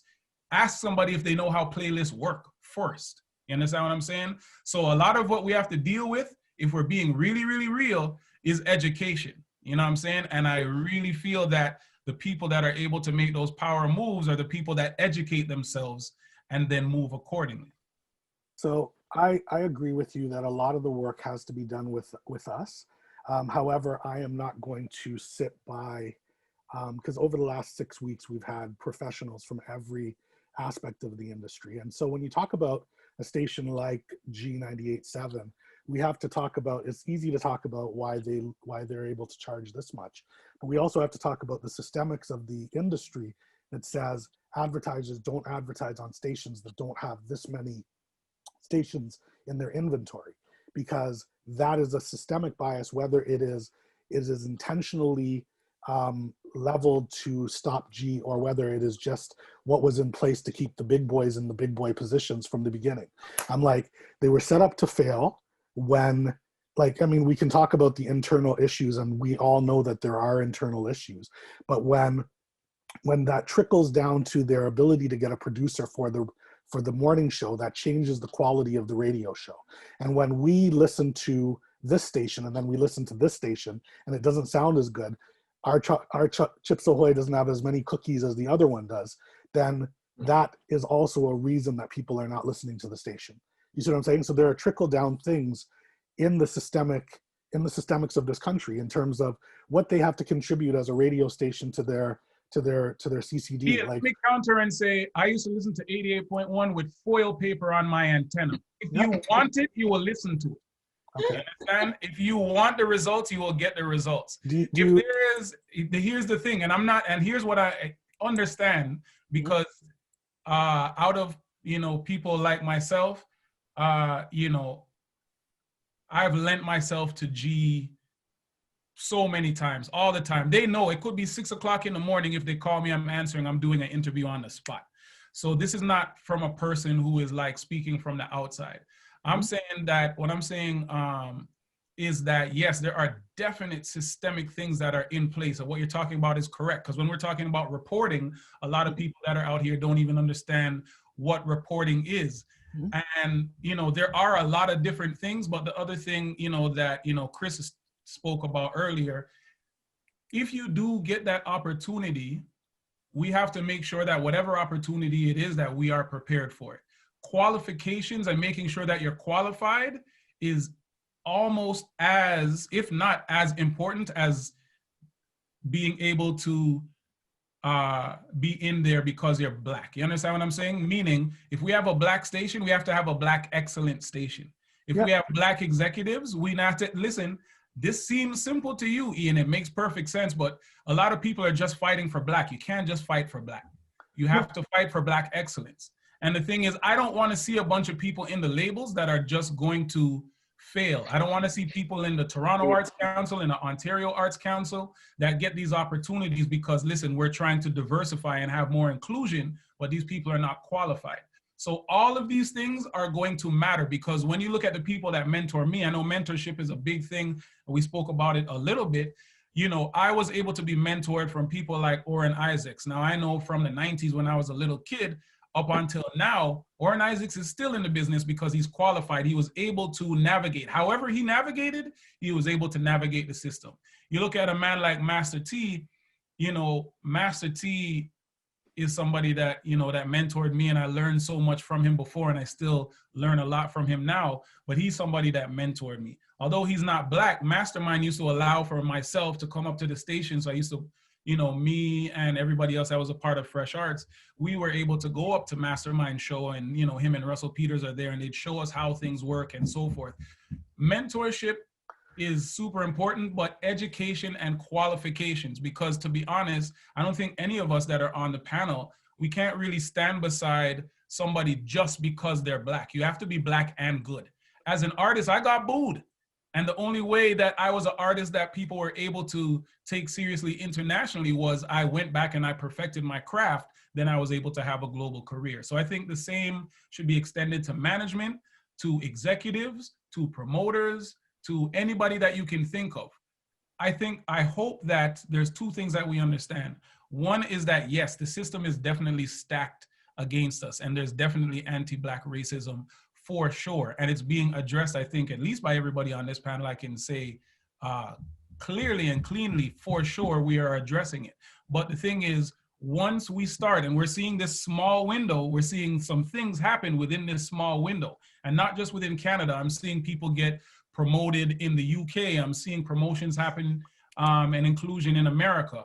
I'm seeing things happen within this window. So the thing is, we have to be aware of the times, but we have to make sure that if I'm gonna co-sign somebody, if Chris is gonna co-sign somebody, if Joe is gonna co-sign somebody, ERIN or anybody else, that these people are qualified, you know what I'm saying? So that more time we can actually make progression, because the purpose is not necessarily just to see Black, it's to see Black excellence. Yeah, and I think that the country is filled with Black excellence. I think that we cannot underestimate the fact that we are not often in the positions to, Katrina, how many people are above you that you could get mentorship from?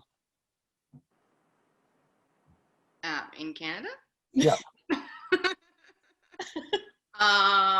Chris? BUSHRA, how many people? Literally, that's the only person I can think of.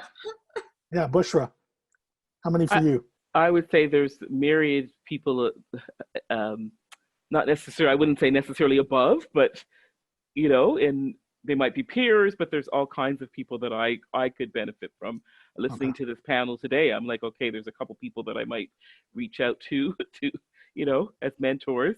And I would really like to encourage anybody who's listening, anybody who, you know, is an Ontario-based Black artist, or arts manager, arts professional, to really look at that skills and career development program that I mentioned earlier. Just want to put a plug in there for that, because it supports arts professionals at any stage of career, whether you're emerging, mid-career, established. You have, you know, it's primarily emerging folks that are applying, but I see very, very established artists as well coming in. You know, if somebody wants to be mentored by Cardi, then this is an opportunity to actually buy his time and really be able to spend time with him. You know, Joelle was talking about wanting to, you know, learn every single aspect of the business. This is a program that might have allowed him to do that without necessarily having to work at Air Canada, but would have, you know, paid for that travel, paid for, you know, to spend the time in front of folks that he would have benefited from, you know, whether it's through formal training or informal training or you name it. It's very, very, very self-directed. And I'd like to see more and more Black folks apply to that particular. So Black people apply to the OAC for the program. That skills and career development program. It's self-directed. You figure out what it is that you want to learn, who you want to learn from. If I want to be, you know, a music manager, you know, who are the people that I want to learn from? You know, contact them, try to build a relationship with them. You know, put in an application, buy their time. It's peer assessed. So, you know, around that table, you've got, it's all, you know, racial, indigenous folks of color around the table who understand the struggle, what it is that you're trying to accomplish. It's multidisciplinary. So, and also you can come back every couple of years too. It's not like at one point we said, you know, twice in a lifetime, but we recognize that, you know, people have, you know, lifelong learning goals. So you can come every couple of years or so. Perfect. I'm gonna hop in there, and I would say I wouldn't even necessarily limit yourself, or for me, I haven't limited myself to mentors in Canada, because it's just like how we've had to go outside of Canada to get success for our artists. I have found for mentorship for me that my mentors are not in Canada, because Yeah, one, I don't know where they are, and two, that my goals are global. So that has been more helpful for me. Yeah, and this particular opportunity also allows you to, you know, the mentor doesn't have to be in Ontario or Canada. They can be anywhere. It allows you to travel, you know, I mean, obviously travel is restricted now, but it allows you to travel. You know, a lot of people use it to go to country of origin and study, you know, language or storytelling or you name it. People are using it to learn how to self-produce, you know, to learn about publishing, to learn about every single aspect of the music industry. You know, arts managers are going to conferences and networking symposia. So I think there needs to be more support and more programs like that. Yeah, I think that that's critical. I think that that the fact that that's the only program of its kind actually speaks to the problem that we're talking about presently. You know, I would like to see that program exercised by all the associations across the country: Alberta, Manitoba, Nova Scotia, British Columbia. What if there was something of that nature? How could that help our infrastructure across the country, especially in places where we know there's a lack of professionals, Black professionals in those areas? Yeah. Canada Arts Council has a professional development grant for $10,000, which is I benefited from that. So. Oh, that's what she's speaking about. Okay, amazing. ERIN, you know, how have you been able to benefit from mentorship? Like, what have you ever seen above you? I mean, there's not much. I have Vivian Barclay, who we all know and love. But I mean, aside from Viv, there's not many women that are in that executive position within the music industry that, you know, can make those decisions off rip. When it comes to when I entered this industry, I was accepted into the States before I was Toronto, you know, and that's just what it is. That's how it came. I don't necessarily have mentors, or I never benefited from mentorship in Canada. The people that I modeled my career off of are all in the States. And the people who check on me, or, you know, in the beginning of my career rather, the people who always checked on me and checked to see if I'm good and what I need were in the States. And then really when it comes to just Black women in mentorship in Canada, it's very few and far between, as in terms of men who are asking us to help us out. And that's a reality. It's like, we can talk about mentorship all day, but a lot of the mentees that, you know, who you would want to be your mentor, the mentees are usually young men. It is what it is. So I always have to look outside of that. I've always had to look outside of that. And I continue to look outside of that because I'm not sure where and who I can look to for that information without, you know, having Black women in the places that we need to be in Canada. So I actually want to state real quick. I just wanted to insert that for me, one of my biggest mentors, not just in the music industry, but in life, was actually Wendy Brathwaite, AKA Motion, who used to be part of a group called New Black Nation.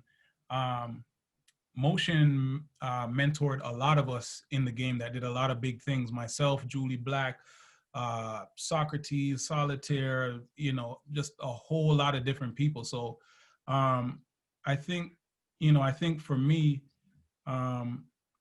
it was it's the same. And I say that to say, like, growing up, the role of Black women within the industry, like, I was somebody that, you know, I was magnetized to, you know, on an artist level. I had loved MC Lyte and Queen Latifah the same way that I did Public Enemy and Ice Cube.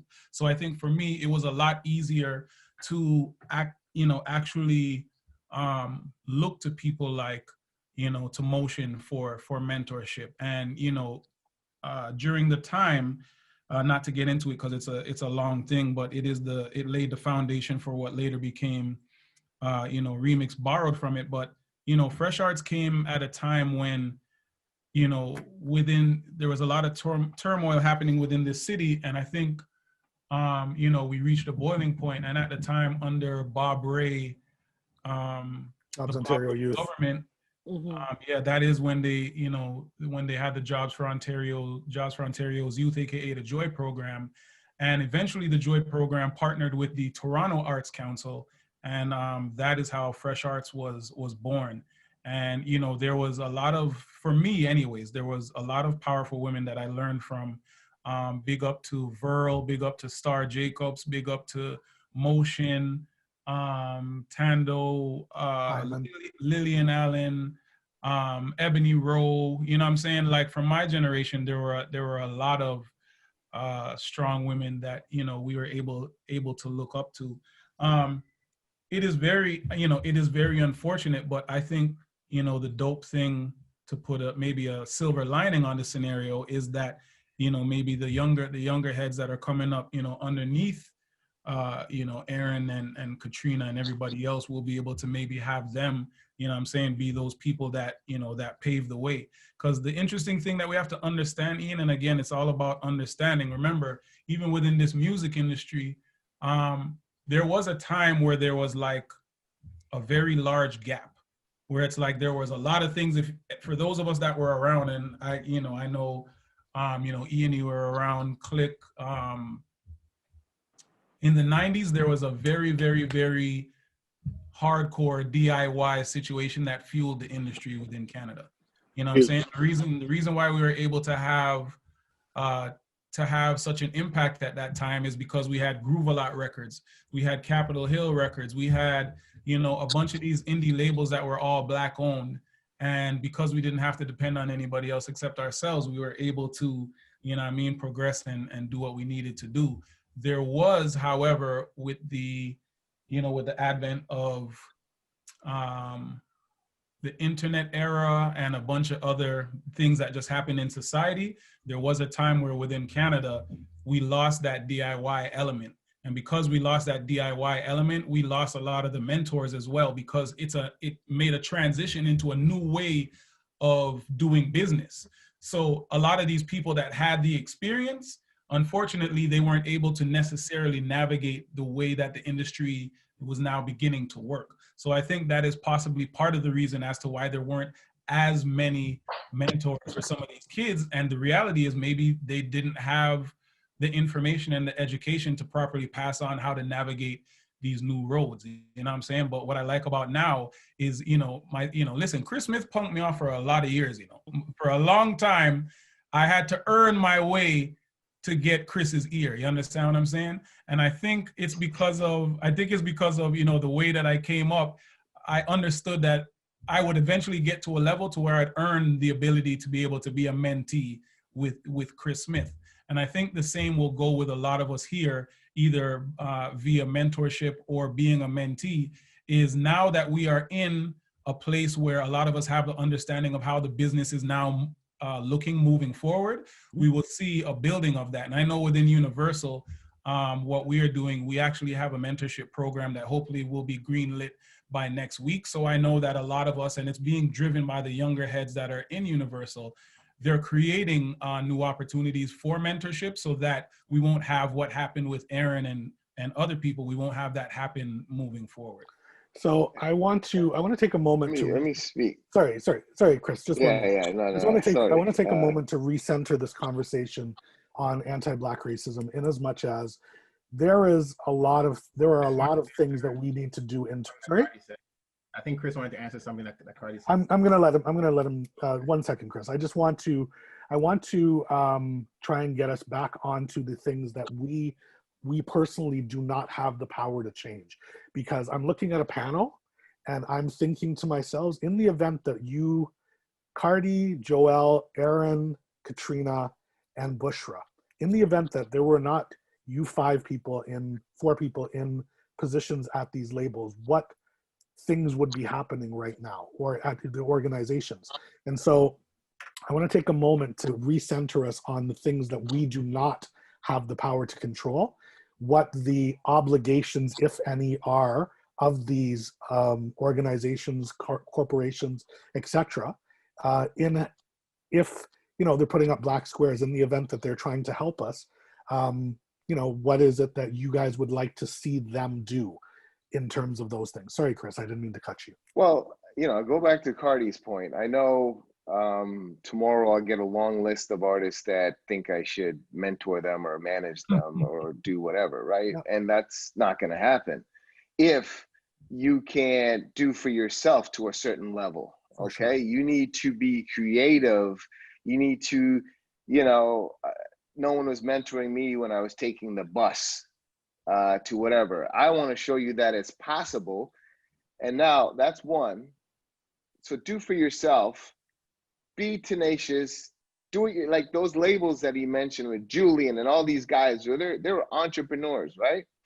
But we got to go back to those silos really quick. I won't be long in that the silos of funding need to be deconstructed in a way that the new entrepreneurs can get away and stop feeding the same 10 companies for 100 years, giving them hundreds of thousands of dollars. Find 2 young Black kids, 2 young white kids, 2 young indigenous kids, 2 young Asian kids, start their business, put them in a creative space. You know, my own son wouldn't be able to get funding because he'll never be able to qualify because he doesn't have catalog that gives just the numbers. So break that down, right? When we do get the opportunity over the next year to have music, more Black music on radio, we need to support it. We need to support, if Flow is the only one in town, we'll support it. Help make it better, right? So that the other stations could see that prosper. And Flow needs to like put people in place that can better them, right? Next part, the companies, I'm gonna let you in. No, I want you to talk. This Hire is knowledge. people, record companies, stop hiring people you think you can push around that won't voice their opinion. You're hiring people that you think won't make a difference, but they just look like the face of what people are calling for. You don't need to do that. And if you're not qualified, you shouldn't have a job. You're hurting us, like Cardi said, that's making it happen. So if we get media companies giving us some looks, and I promise you that I'm not gonna stop until some shit changes with that. And if it doesn't change, you'll see me in the news and I'm gonna try my best. But when we get those looks, when we get those artists signed, we need to support them. We need to listen to that program. We need to do all those things. Listen to the Canadian playlists that are curated and the radio shows and the executives and the people that put people on their board. Stop putting people that you can push over, okay? Because they still, the executives have this fear of, they do have the fear of the Black person, Black man, Black woman. You know, if you're too strong, you're too voiced, you know, too much of anything. They need to like calm down and change over the next year, because we don't want to have the same type of Zoom a year from now, right? No. We want to see some changes, and we also want to make sure it's successful. So if you want Black music on the radio station, we will get some more. But you know what? You better listen to it. If Cardi does a show up and stop dissing Cardi because what? He's a successful artist and an executive. Like, come on, you should only dream to have that. So support everything that will be put in place, and we are gonna see changes. I promise you that. And I don't even know who I'm promising, but I promise myself that I'm gonna fight to see some changes. And if you don't want to make changes, I'll come back on Zoom a year from now and call you out by name. That's a threat to every fucking person that is pretending that they want to change over the next year, hoping it dies down. Oh yeah, let's see. Okay, the Black thing, it's gonna go away. Let's just hire 1. Was that good enough? Let's hire 2. Let's sign more artists. That shit is not gonna stop until we start. When we have an industry where we can survive, Black artists could tour the country. Anyone that does Black music, whether you're white, Black, indigenous, Asian, whatever, can tour the entire country and not look to America to make a living. You can get a record deal and pay your light bill and your rent, and not still have to be like get a deal and you still have it. You know how many artists I've signed? The deal is so smart. I tried to give them an opportunity and they still have it. Like, it becomes embarrassing for all of us when their video gets on TV and they can't survive. So I'm saying, if it's the last word here, it's like so many things. People need to stop fronting. If you want to help now. And for all the artists that are listening, do something, get attention, like work harder, don't give up. Be outside that office, push more, and support your executives and support the media. When we get a shot, let's make it number 1. Let's make everything and everyone that gives us a shot, we need to pledge to make it #1 and the best place for people to come to Canada to, you know, celebrate Black culture, Black music. But we need to start that. Yeah, no, it's overwhelming. I think that, you know, Cardi, I didn't mean to go at you, but I think that we have to really take a look at the organizational cultures of these organizations, all of them. And, you know, and that Katrina and Chris have to work within, and that you guys at the labels already work within. ERIN, for instance, like I was noticing this week, I noticed that one of the major digital service providers made a pledge to remove white power music. And so my question, I guess, is what would the digital culture be like if there weren't, like, again, representation? I was like, what does it say about the culture of that organization if that music was even allowed up there in the first place? And what happens if there are not people like you? Like, if you left your job next week, ERIN, what changes would not happen? Like, because there's no representation. I mean, I think DSPs operate in a very, you know, unique way in the sense that it's part of a larger company and XYZ, and it all comes down to money. But in these spaces, I mean, if white power music, I don't even know what that is, to be honest with you. I don't know what that's considered to be.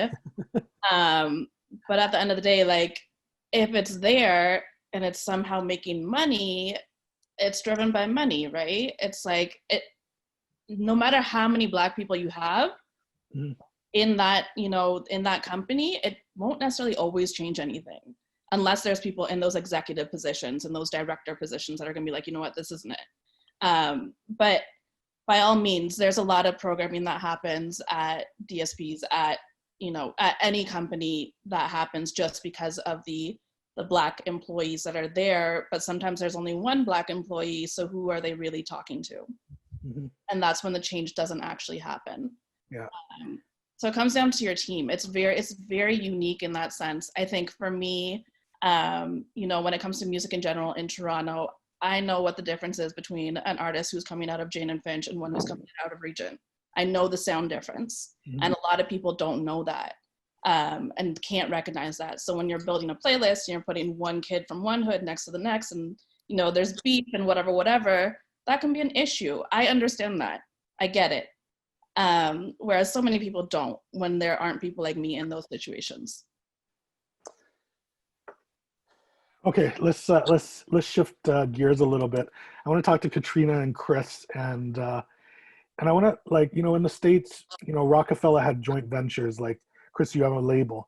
When Kaiser and Julie were there, Irv Gotti had like partnerships. What is your take on, you know, joint ventures, ownership of labels, and how do we get like people like Katrina to another level where, you know, like, and even people like me to like Live Nation level? Like, what's the role of, you know, like Cardi doing a joint venture with Universal, or Chris, you've done successful deals like this. What's your take on what that could do for the industry? Katrina, please. Oh, you said Katrina and Chris. Katrina first. Right?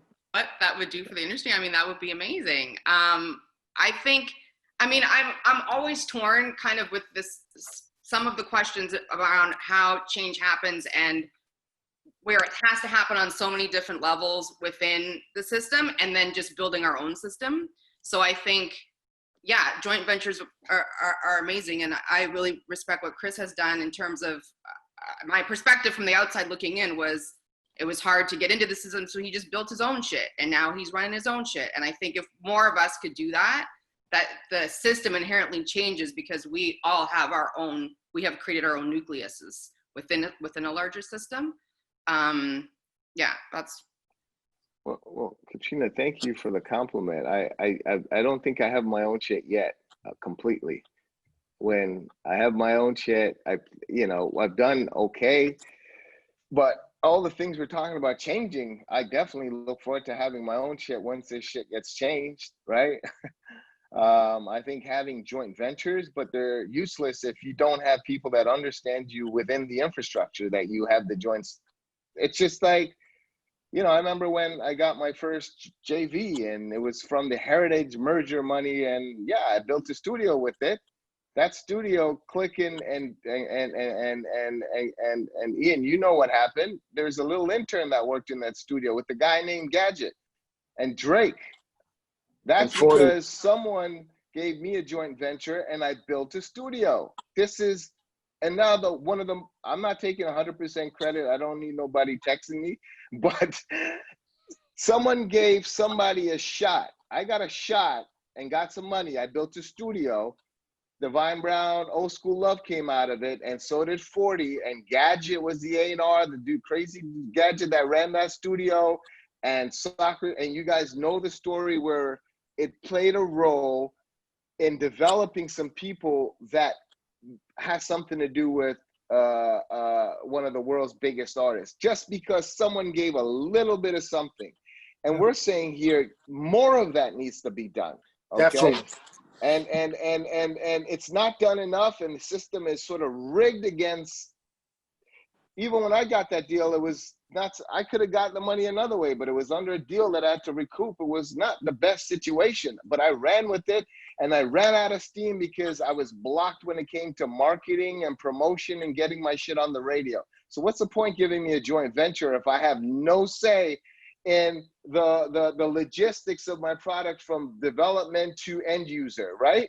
Yep. So we have never achieved that in this country successfully. Yeah, we can on an independent level, but working with the majors, I think that needs to open up a little bit more. And I hope over the next year or so, there'll be a little more willingness, and I think it will happen. I think we have to monitor that. So that is my answer to that. But you know, and clicking and yeah, you could speak on that. Just giving someone a little something.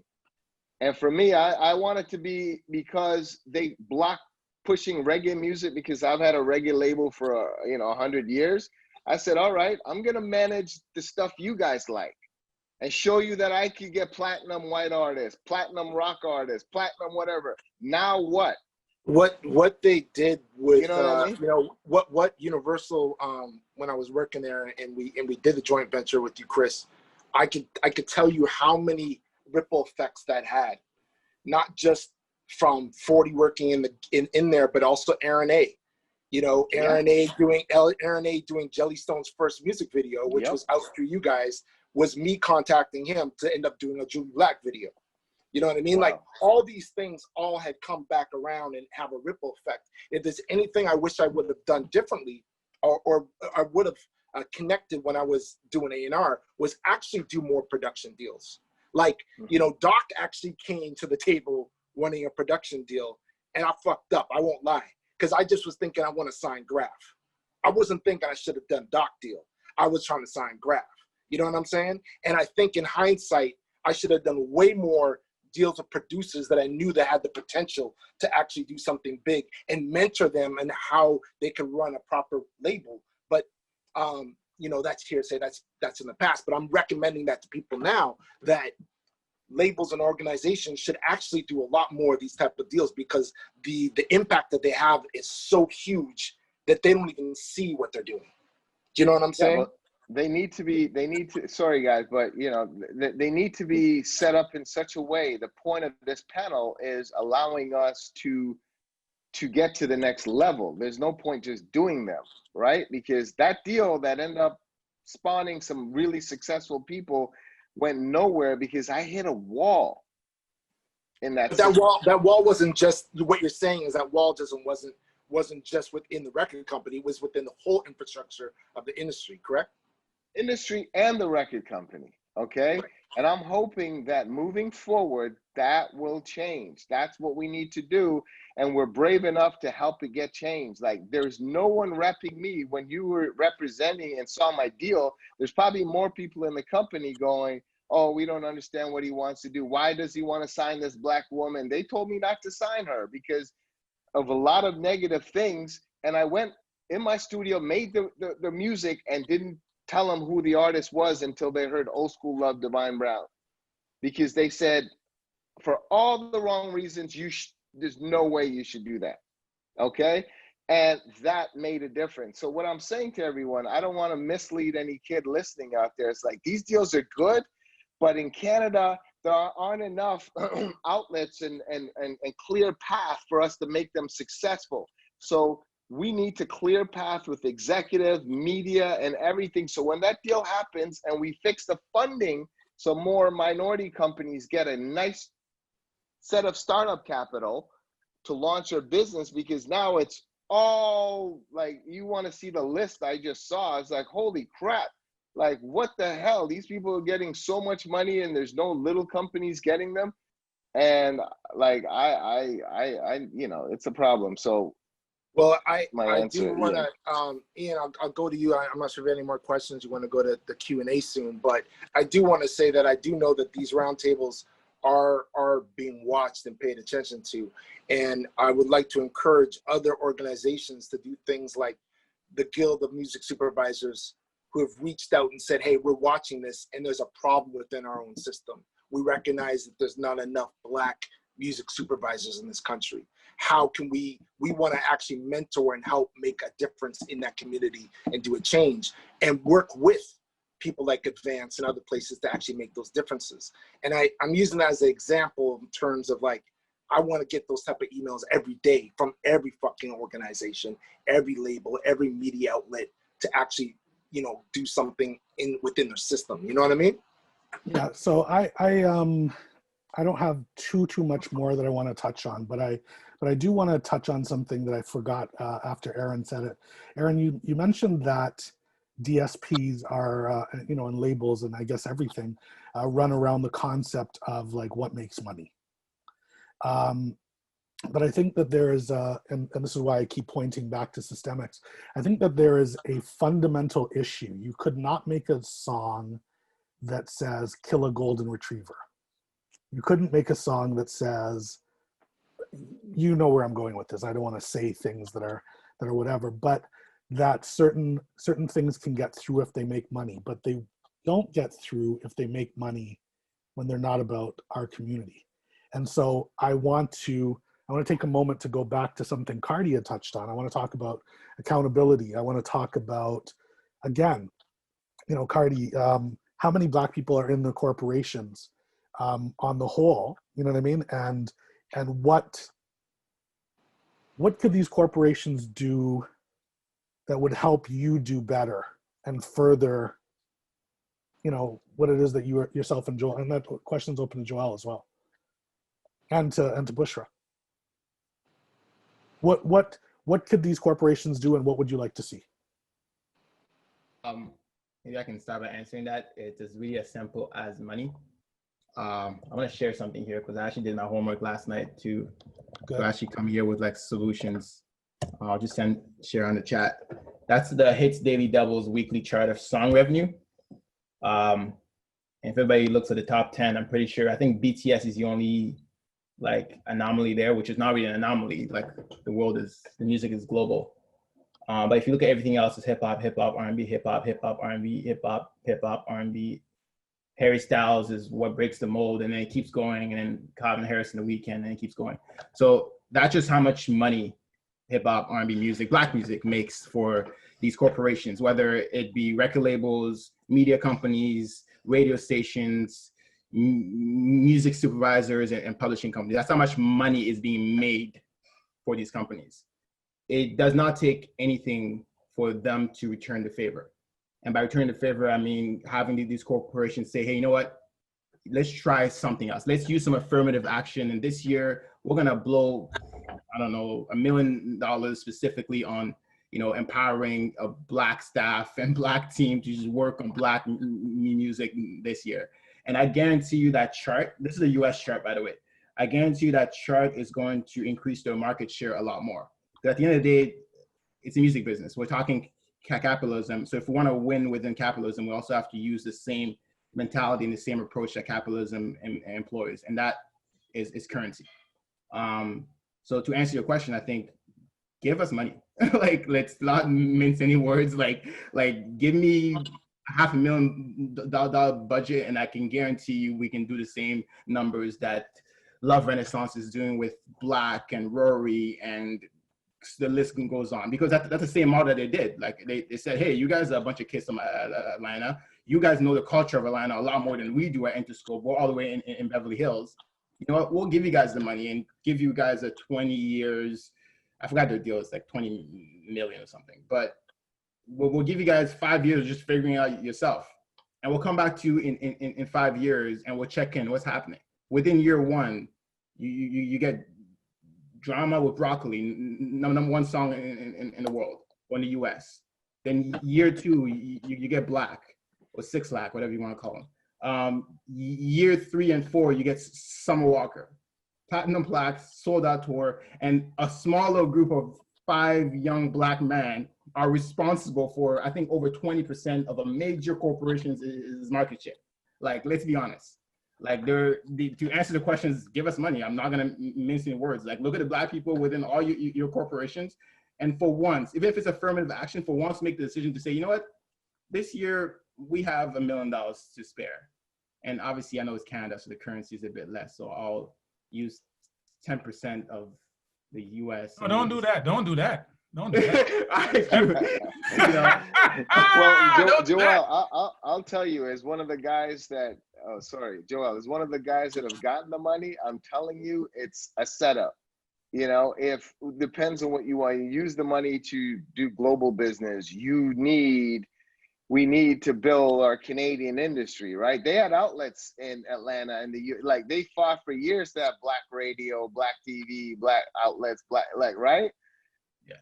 And executives at the boardroom table to make the decisions, right? So they'll give you, you'll probably get a call tomorrow with that money. You know, they'll do it. You're gonna get it, and then they're gonna, and then you'll call me and go, Chris, what's up? I can't, I signed 10 artists and nothing's happening, because they'll block you from the top. So we need to break down all these other silos too. Unless, look, we could get the money in the bag and go south with it. But I'm really interested in really building the Canadian landscape that is, I really want to see Canada as a functioning place like the UK. The UK Black artists, they don't even want to tour nowhere else. They stay in the UK. And rock bands in Canada don't have to tour the US. They do 40 arenas. I want Canada to be like that for Black music. What's that? I was saying country music stays in Nashville. They don't need to go anywhere else. And country music could tour all across Canada. Every genre could tour across Canada successfully, buy homes, feed their family, and then we could go to the US. I'm saying let's figure out how to make Canada like that. We could get the bag and go south and build whatever, but I think Canada has the money sitting there. It's going to the wrong people, and the label heads and hiring practices are way off, and the audience needs to be engaged. And they're completely neglecting us and sending the monies they're making from the kids consuming Black music elsewhere versus, like you said, Joel, developing it here. So might sound like a broken record on that, but don't take the money if they don't have a system to help you succeed. Let's line up and build the infrastructure. Again, part of my learning curve within the music industry was also learning how to read a contract, because those lawyers are expensive, man. So I'm not gonna take the money and just I want to make sure there's clauses in there that facilitates also the freedom of it. And I think that's what we all should do. It's not just about taking the money. I think it's also about making sure, okay, give me the money and just give me 5 years. Like, allow me the 5 years head start to do this without any sort of repercussions, because by year 1, you're gonna get your investment back already. And I think everybody here we don't have to mince any words. Like, I saw KARDINAL do his, I want to say your first official release, because it looked like the first release where you had the full access and power at Universal. And out of that came Emmanuel. And I'm pretty sure I heard Idris Elba was on some of the meetings with the DSPs. And it was like you had who directed the video? You can tell me if I forgot. Sorry? People. No, the big name that directed the video. But I'm lobbying for you. Give Steve, Meg over at Factor, and who else? Let's give Joel only $500,000, but make it a year. It's not going to stretch him over 5 years. No, give it to him. I believe in him. I appreciate the show of confidence, Chris, and I think everybody here can make the change that we need. But I think overall, my answer, I'm just trying to say, we live in a world that is it's a capitalism. We can also speak their language. And in hip hop, we have the ability to actually show the numbers that showcase that we can sure improve. And between you and I, like I'm blessed at Warner. Like Steve Kane is a man, and Dale over at marketing, the way they set up Warner, I think Universal and Sony should take their advice. It's like a model of like, hey, here's your budget every 3 months, figure it out and justify it, you know. And I don't want to spend too much time on this, but Chris, you did mention the live sector, and Katrina, I believe you can tap in here as well. But we all know, and Cardi, we all know that the challenges of this country, and you know, I'll never forget. I think a lot of that has to do with representation. Personally, I think that a lot of the booking agents seem to step up when they know either a label's involved or they see some stats and they jump on board. And I think a lot of it's because they don't have proper representation. And sometimes that does change. I do know a couple anomalies here and there, but it baffles me that we don't really have a booking agency that is like Black run in this country. We don't have Black agents. Well, that's my point. Like it baffles agency. Why, We don't even have an agent. Why is that? Why is that? Yeah, but then, where is he gonna book? What is he gonna book? I'm saying we gotta wipe the slate, Regin. We gotta start over and create an industry and hold everyone accountable. So you get a booking agent that's gonna book hip hop and send them where? When they're saying the radio station is not gonna present the show in Thunder Bay. The venue don't want you there because they're afraid of it getting shot up because of the way they're conditioned, right? And the record label is saying, hey, I can't help market you on the socials because you only stream 200 units because you didn't get programmed on that DSP, the only Black playlist or whatever that's available to you. There's a whole broken system. And we just need to address that. We're not further along than we are. We're like at the worst level. I do hear you. A solution I believe in, and just throwing it out there, is hire a Black person that is part of the culture, that understands the culture, that has a desire to be a booking agent within the agencies that already exist, that have the relationships, that have a space in those places. Because I'll never forget going to the agency group and speaking to an agent the day of Drake's show, the first big show at Sound Academy, and saying, listen, there's an artist that I want you to go check out. I think he is going to be super fucking huge. He's going to sell out the docks tonight, and you need to go check him out. What's his name? His name's Drake. Oh, I never heard of him. Okay, well, you know, next time. I'm like, next time? There won't be a next time. Like, it just baffled me that this person just swiped it underneath the rug. And that's, to me, is the ignorance of our industry.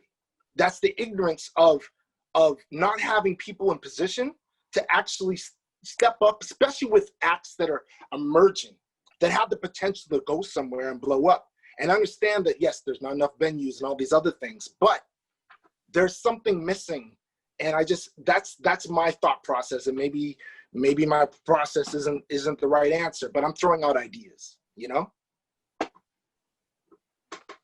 Can I speak? I mean, I'm sure we all have experience in the live space. Like, I actually had a conversation recently with Colin Lewis, who actually used to work at the agency group, and now he's VP of touring over at Live Nation. I'm not sure if that's the person that you spoke to who passed on Drake.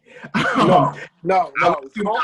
Colin would have done that. Yeah, he definitely would have done that. And I think one of the things that he brought out was the fact that from an education perspective, like people, like when especially Black artists or Black people, we're kind of conditioned when we look at the music industry, we see rappers and singers. Like, that's kind of what we look at. And we don't identify the fact that, like, there's all these facets of the music industry that you can work in, you know, and actually be able to support that industry that Chris is talking about. We can be a tour manager, you can do rigging, you can do all these things. And I think, like, some of it just comes back to education, where if there is people within the building, not just within the role that we all see, you know, within other roles, it also allows, you know, people inside to kind of be able to get more information on how they can support the culture. So I think, like, education when it comes to that is the main answer, especially in the live space. Like, you don't only have to try to be a tour manager or the rapper on stage. There's a whole bunch of other infrastructures in the agencies, you know, being a booking agent, coordinator, rigging, sound, like all these other parts of the industry, you know. I don't know if that kind of like contributes to the conversation, but education is definitely part of it. Okay, so I think we're kind of coming to the end, but I want to finish by asking each one of you. I'll start with BUSHRA. If there was a barrier that you could identify, what would be the biggest barrier to you as a Black professional working in the industry, as well as on the larger Black community and music community that you would like to see addressed, and what do you propose as solutions in that regard? I think a barrier that I would like to see addressed is the lack of representation. So to me, I think that's fundamental, and I think it starts at all levels. Starts at, you know, within, you know, primary, secondary school, you know, that as you were talking about, seeing people, the potential, you know, to be in front of the mic or behind the mic, but also to be able to see yourself producing, see yourself, you know, promoting in all of those roles, right? And for myself, that's not something that I saw. So there's places that I might like to get to now, and just knowing that I've been in a position of privilege that I can ask, because that's something that many of us can't do. Just to be honest, to tell the truth, to be able to say, these are my gaps, these are my weaknesses, and this is where I want to go, and these are the people that might be able to help me get there. And I see a lot of young folks who are even afraid to ask, you know, ask questions, you know, and that can happen for many of us who didn't have those formal opportunities or even informal mentorship opportunities. Even if you're at a more advanced stage, being able to sort of acknowledge that I don't know everything, and that I have other other space to grow. So I think, I don't know if you're hearing me or if that's making any sense to you at all, but that to me is really, really important.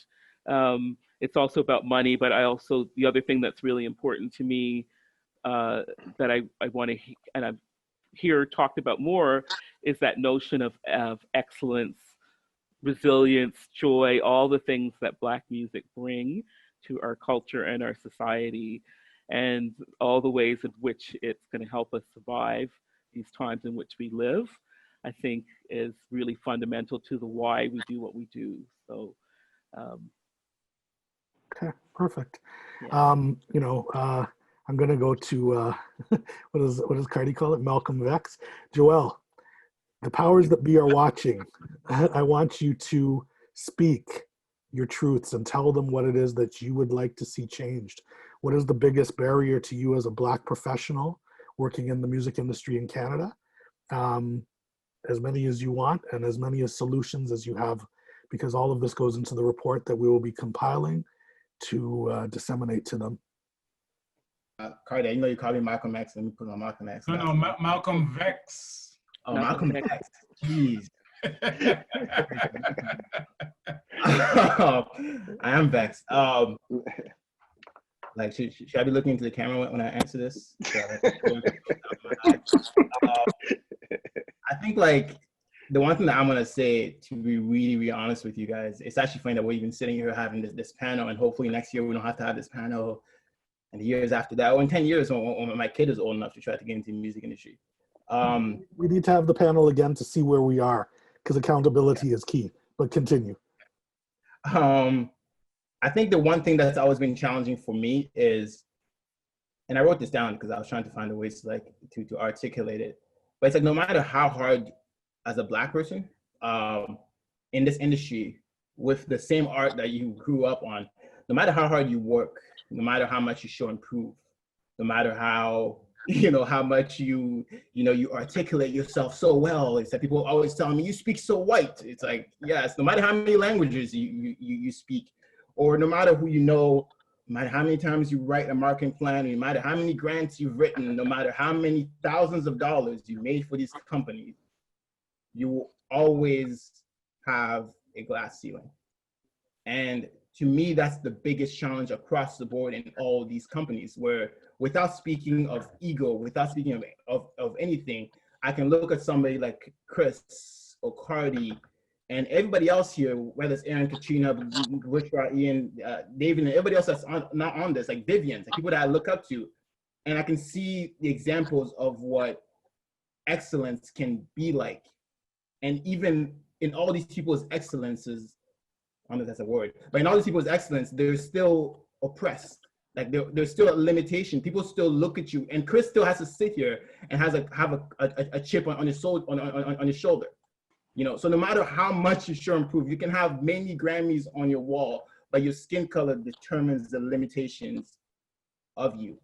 Unfortunately, that's the system that we're a part of, and I wish there was a change. And I think I wish I did not have to be the one to offer the solution. I wish my existence alone was a solution. I wish people were able to identify that, oh my God, wait, he's really good at his job. Maybe we should, you know, facilitate, you know, the growth because it's going to help us make money because we're here for the money, right? But no matter what, that doesn't happen. Okay. Yeah. Okay. ERIN. Come on, ERIN, I know you got it. Man, what you just said about not having to be the one about, you know, always offering solutions. I don't always want to be the one that's calling you out either as an organization. I don't always want to be that person. It gets tiring. But I think some of the biggest barriers that I've faced is like really being a Black woman in this industry.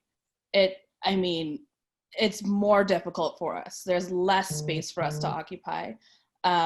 What I would say to like organizations, what I would love to see from corporations and stuff like that is to start realizing that one, you can deliver a bag, you can give money and do a one-off project with the Black community, but that doesn't really mean anything.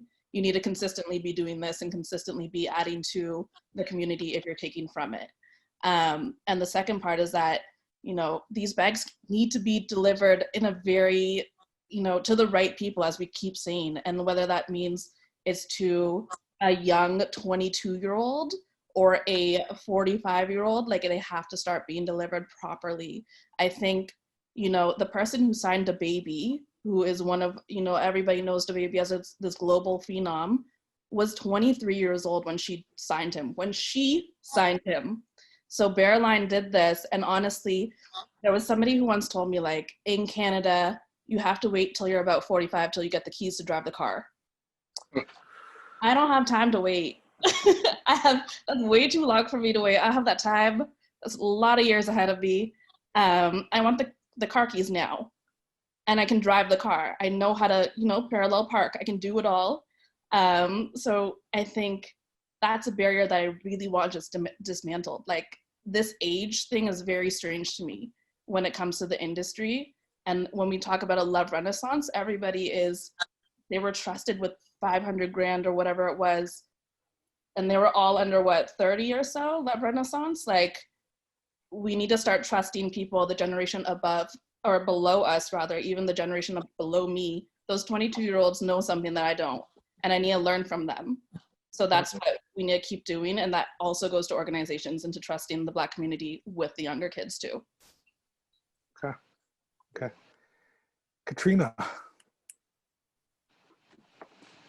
I'll probably be echoing what a lot of other folks have been saying, but I would definitely say finance, like budget and network.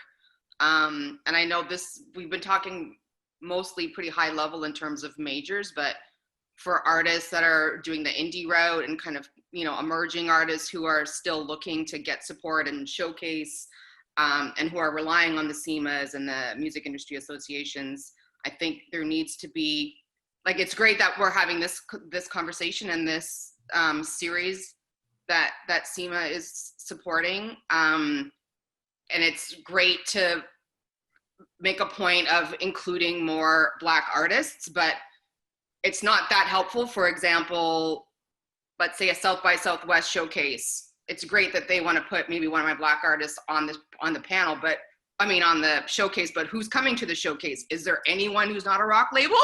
Like, it's great that we can go and showcase there, but the networking has to happen at all the levels. So same with like the trade missions.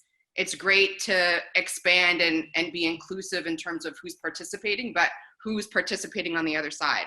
Like, what festivals make sense for artists that I'm working with? What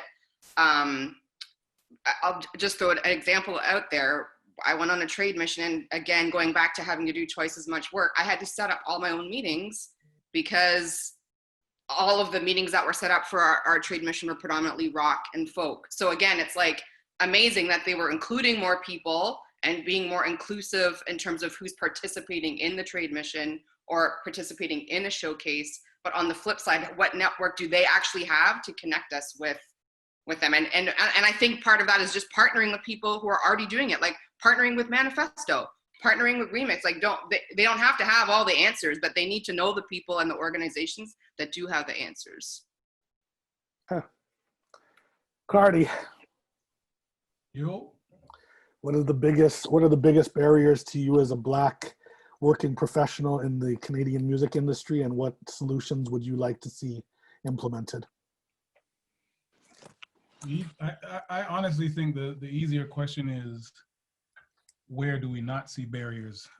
If we're being completely honest, like it's really like Chris said, and I just want to maybe just a little bit just further what he was saying so that people understand the context. When he was saying to Joel, like, yo, listen, don't necessarily take the bag and don't necessarily sign 10 people same time. He wasn't saying it because he didn't want to see that. He was saying it because, and this kind of is a segue into the ageism thing, is that you really have to understand how these things work. It may seem like it's just about, yo, give me a big bag and let me get that opportunity. But the thing is, what can actually be worse than taking a big bag without knowing how to, then what's worse than taking the big bag is getting that bag and then fumbling with it. Because what happens is everybody that comes after you is never gonna get that bag again.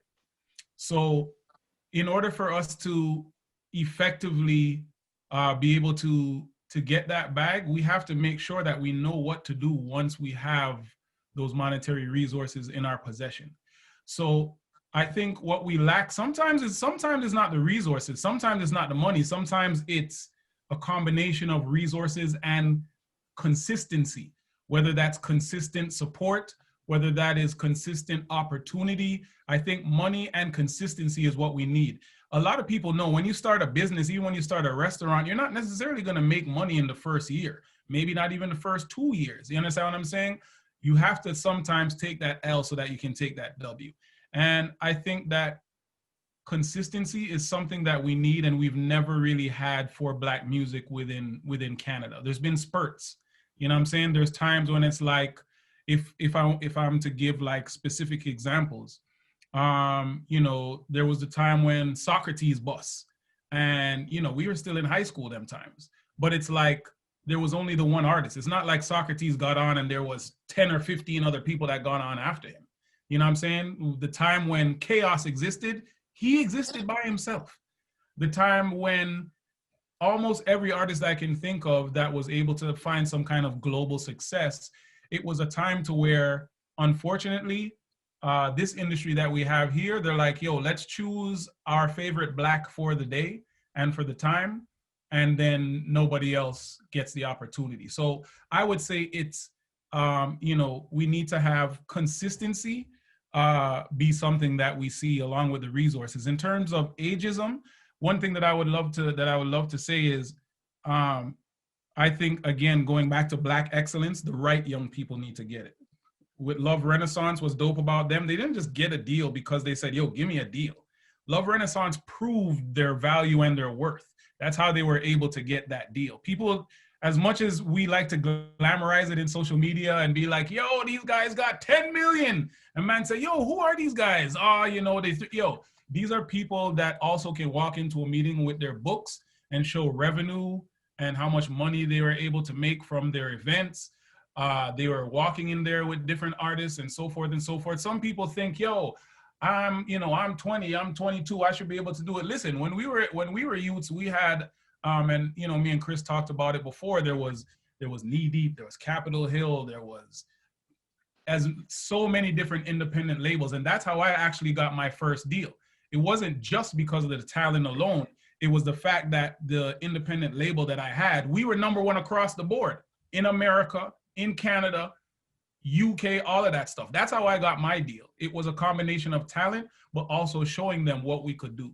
So I think in terms of the youths that are coming up that are listening, don't feel just because you're young that you're entitled, because guess what? I didn't even start working at the labels until I was X amount of age. And it's not because of anything other than, to be completely honest, I didn't necessarily know how it works. And I'm still learning how it works, but there's nothing wrong with that. You know what I'm saying? I think, again, it's consistency, it's qualifications. It's when you go into a meeting, speak loud, but be able to back up all of your talks, because otherwise all you're going to do is ruin it for generations that are going to come after you. And I'll end it off by saying this. What's interesting is that, you know, the barriers that I saw that, you know, we're changing right now. And, you know, like Joel was saying earlier, I'm seeing the changes finally start to happen within Universal. I remember the first group that I signed, these guys had nothing. They started from absolutely zero. It was literally a group that I put together. It wasn't even a real group at the time. I put them together. And because of the relationships that I was able to utilize, I remember I was able to get them 1 million streams in less than a month. In 2020, for a brand new artist, that's still a big feat to get. And I remember what was interesting is the label did not know what to do with it at the time.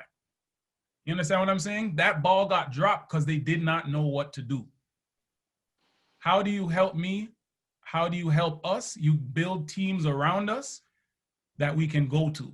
So that when Chris has his reggae artist, when Chris has his pop artist, or Chris has his rapper, and he's coming to communicate to Universal, you have people that not only understand the fiscal responsibility of the label, but also understand the cultural responsibility that we have. Because a lot of times what happens within the label system is they only understand the finances, but they don't understand the cultures that actually fuel the finance. And I think that's what always happened within Black music, is because, and it's important to know, we've pretty much been satellite companies. That's the culture of Canadian music for many years. We were never somebody where we were mandated to sign domestically, because the majority of the artists that are keeping the lights on, it's all international repertoire. So then when you say, well, how come this person isn't doing a joint venture? How come you're not signing that? Because there was no mandate before, but there is now. So I think the time is now. But again, don't just you know, show up and say, listen, it's my time, give me a thing. Make sure that you show up, that you're qualified. Make sure that you know exactly what it is you're looking for, why you're looking for it, and make sure that these steps that you're making also are not just for yourself, but they are also going to be able to empower people within the community. Because if we start just doing these things just for ourselves, that's where the bigger opportunities get lost. So that's why Chris was saying, and it's true, that's why when you get into these positions, you'll hear a man like Chris link me and say, yo, Cardi, everything good? And I said, boy, Chris, me don't understand how this working. You know? And Chris will say, boy, well, listen, let me show you a thing. That's why, you know, when Lord Quest got his thing at Warner, first thing I did was, you know, I put in a call to my brethren in Warner in the US, and I said, yo, there's a Black youth up here in Canada that just got this position. You probably should, you know what I mean, know this youth. And, you know, I put him in position so that he can start to meet some of the power players in America. And that's the only way that we can do this thing. This is not an individual thing. That's why, you know, Advance is so important. And I encourage everybody out there to sign up and be a part of it, because only with unification and showing the power of community economics can we see power. That's how other cultures have done it, is through community economics. And no matter what we think, all the ray come together and show them the power of economy. Because once you show that you have a valuable artist or you're a valuable executive, you'll see how quickly the conversations change. So I agree with you. I think that I think it's admirable that, you know, every time, and you know this, anytime I make a move, even with this panel, I speak to everybody in the industry to ensure that we are aligned. I will say this though, I believe in old people for guidance and young people for war. And so when Joel and ERIN speak to this ageism thing that is going on in the entertainment community, I think that there are qualified young people, but I think that these companies who are saying that they, they're putting up black squares and saying that they are dedicated. And, these organizations, BUSHRA's organization has put their money where their mouth is, but a lot of the others haven't. This goes to the touring, the festivals, this goes to everyone, right? I think that there is some responsibility, for what you did to the coal crush. Like, I think that there's something owing to the community in terms of getting these young people to a starting line, in terms of education and access, and the bag that you guys are talking about as well. You know what I mean? So I think that Cardi is correct in saying don't just say give it to me and let me run with it, because people will give it to you and say, look, we gave it to you and it failed. But with that said, there are capable people, young people, and there's a lot of them. There's a lot of them out there who just need an opportunity. Like, I think Kendrick was 15 when Top Dog, and those guys were like 19. You know what I mean? TDE were like 19 when they signed Isaiah and all of those guys. So I think there's something to be said for both sides, but I think that these corporations have an obligation, and I think that would be one of the solutions that I think needs to happen. I think there need to be workshops. BUSHRA has talked about that grant. I was like, we need assistance in getting to the starting line where we know how to fill out these grants, because a lot of the times we are competing with major corporations for them. You know what I mean? Like, I think that there is a starting point in terms of the economics, in terms of financial literacy. But before we go to questions, I'm going to go to the GOAT. Chris, a long career of fighting and fighting against systemic racism from your first acts. Barriers to Black professionals working in your spaces as a manager and as a label owner, and what you would like to see done? Well, speaking of goat, I do have interest in a goat farm in Jamaica. So let me guys, big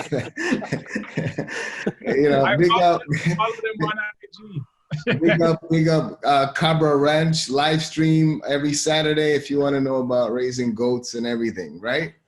And that is, I use that story as a segue into, it's Ray Hammond that owns that farm. And he is one of my tour managers, original, 20 years. Yes. He worked with me as a tour manager. And I said, Ray, you're going to Jamaica. You're going to find the hottest reggae artists, right? And bring them back for 21. And he took him months to tell me what he really wanted to do. And he wanted to launch a goat farm. And here's a Canadian youth touring the world with all our biggest clients. But I was very proud of him that through working with me and everything that he's done, he's now able to live his dream in Jamaica with a very beautiful goat farm, right? And I want to say to Joel, I get it right. I still have a chip on my shoulder because the same people that were racist, they're still in place that held me back. If there was no racism or bias, I'd probably have what I believe, because I know my heart, the biggest entertainment company in Canada. I got the bag every time I had global success in the US, rest of the world. I got a deal or got the bag. Only after then, pop success, right? And for me, what I'm saying now is I don't want another kid have to go 20 years in the business to see the right look in this industry. We don't want a kid another 20 years to go by before a kid can go from a small club to arenas.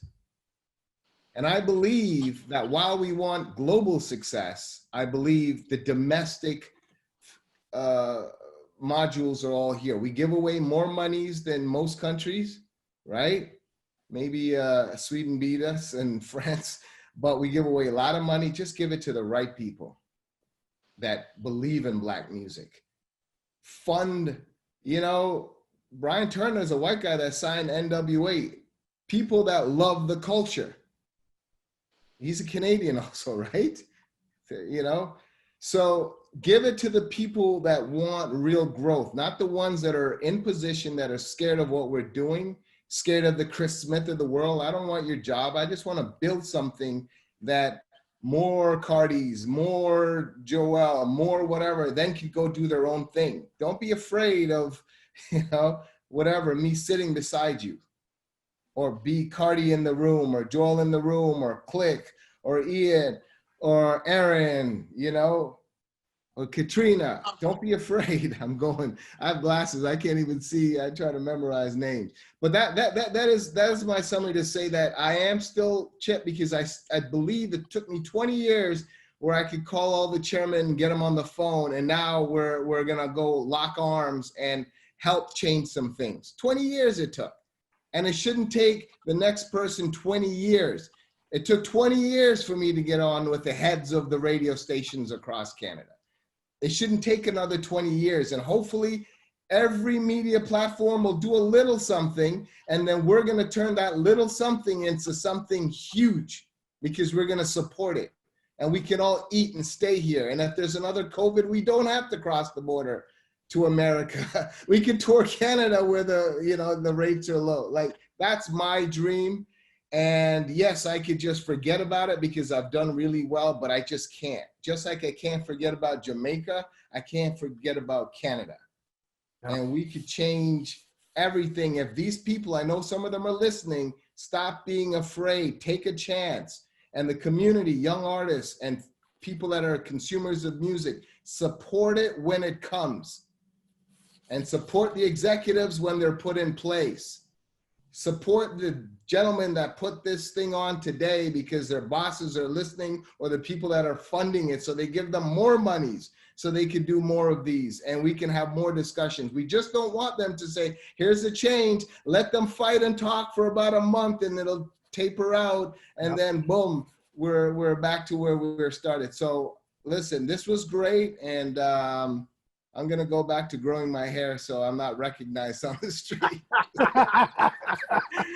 So Ian, there is two questions in the Q&A that I would like to ask. One of them came from Sean McManus, who's actually from the Manitoba Music Association. In terms of programming as an organization, do the panelists have thoughts about programming focused on development of the business of hip hop and R&B genres versus programming focused on developing Black industry professionals? So should organizations be spending their money, I guess is what he's getting at, in terms of developing and helping artists in the hip hop and R&B genres versus helping Black industry professionals? Whoa. I think they go hand in hand. They can't be separate. Yeah. Exactly. They have enough money. They make money. And coincidentally, Sean, I'd like to emphasize that there are other Black music genres, including reggae, soca, and Afrobeat as well. Yeah, sorry. And the last question here is, the government of Canada just announced $221 million for Black entrepreneurship programs. How do you propose to take advantage of this? Have you considered creating an industry knowledge hub, offering insiders business training, access to mentorship, internships? So what's your thought on the announcement of this $221 million and how it should be used? Can I just point out that that's my mom? So hi.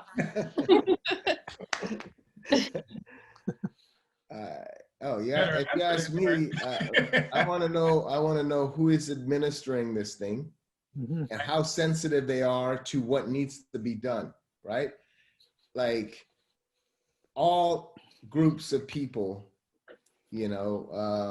should have equal access and be sensitive to the communities that have been underserved, whether you're an Indigenous rapper to a white rapper that will never hear his music on Canadian radio, and the fact that we have no representation across for the Black culture, period, but everyone, and who's running this, I don't know, I'm sorry, but I'm just answering where, like, let's get the people that are sensitive to what we've been talking about here today. Like, get some people that can help build these companies, yeah. So I want to take a moment to emphasize something that I don't know if anyone else notices, but sometimes there are smoke screens that are put out by politicians. The other day, I saw everybody celebrating the money for Black entrepreneurs. And, you know, to Chris's point about who is administering, it's like they were loans, they weren't grants, which is fine. But they only serve to help CIBC and the large banks in the long term, because these grants, these loans are at regular 6% or whatever the case may be. And so for me, it's like, if you are really dedicated to helping the community, then take that money and put it towards a Black credit union, and then let that Black credit union, as Chris was saying, who has a sensitivity to the community, allocate those funds and reap the benefits, so that those benefits can go back into the community. Because again, and it's like, it sounds ungrateful, but it's like, if you really want to help, then you have to help. The other thing that you mentioned, Chris, I heard something on a panel discussion. You said it took you 20 years to get certain people on the phone. I was like, in the Black music industry, sometimes the silence is the violence. Like, sometimes you don't need to shoot us in the street. You just don't need to return our phone call ever. Like, you call people from major places and they don't call you back.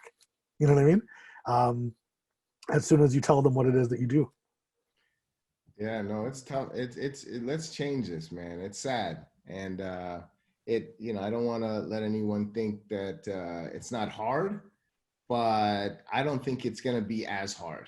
I want to say that I'm feeling that it's changing. And you know, let's all, everyone on this call, everyone in the chat, let's show the world that we're not a joke when we tell them that we only have 1.5 radio station, or there's no outlets for Black music, there's no Black executives, there's nothing. But it's a joke. So let's change that. Let's change that. So I don't, you know, let's all, before we run south, let's build Canada. We can do it. Like, you know, because I live in LA and Toronto. I'm like, I really want to live in Jamaica, right?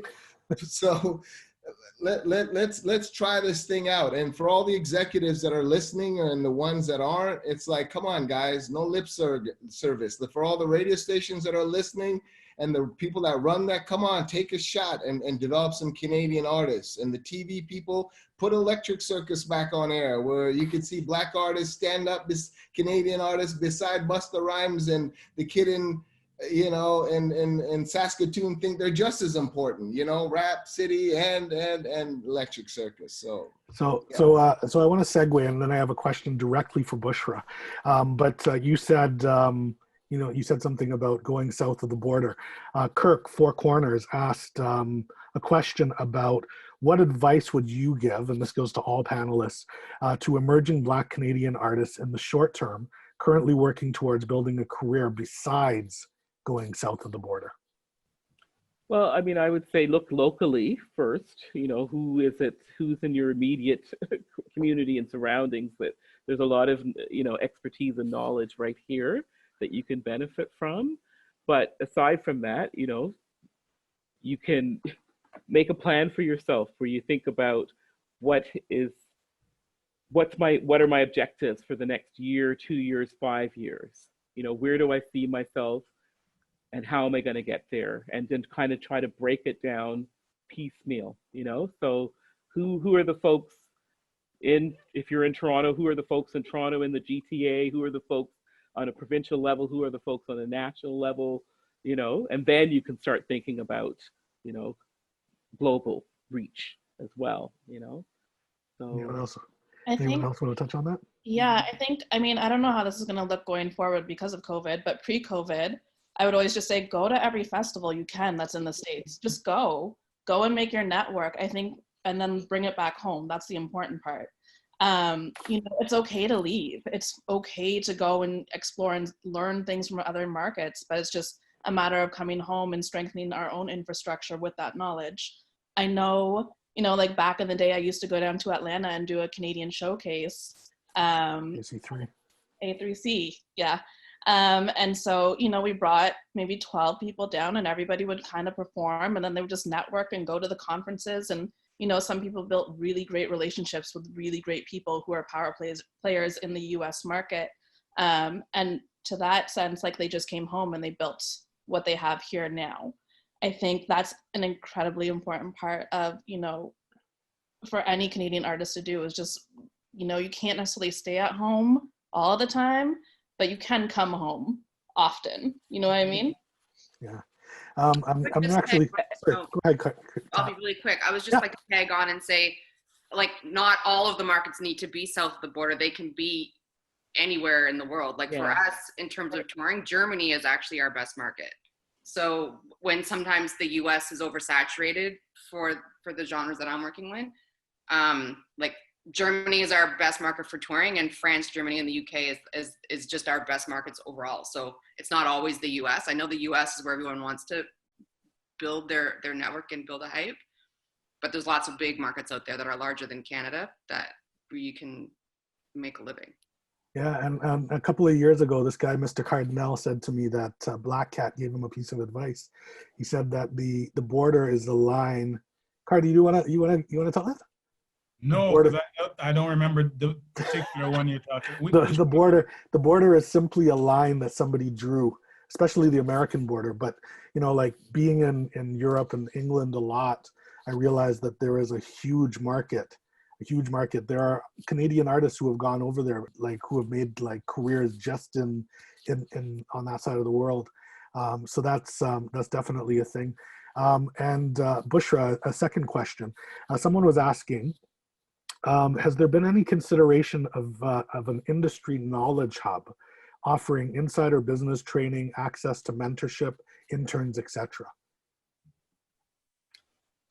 We have supported initiatives, you know, but have tended to be small scale, like through some of the art service organizations and things like that. I think that there's definitely room and scope for developing something new and actually building on some of the existing infrastructure for sure. So I think we've pretty much come to an end. Click's mic is out, but on behalf of myself and Click, CIMA, and thank you to SOCAN and the Juno Awards, and to all of you. This has been Breaking Down Racial Barriers, episode 7. 3 more to go. We're going to talk about retention and succession, part 1 next week, getting Black working professionals into the industry. Join us next week. We will be back 6 p.m. For episode 8. 2 more to go, and then we'll work on solutions and then the report. This has been Breaking Down Racial Barriers. Thank you, Cardi, ERIN, Joelle, Katrina, Chris Smith, and of course, BUSHRA, Dave Cox. Thank you, everybody. Matt, take us out.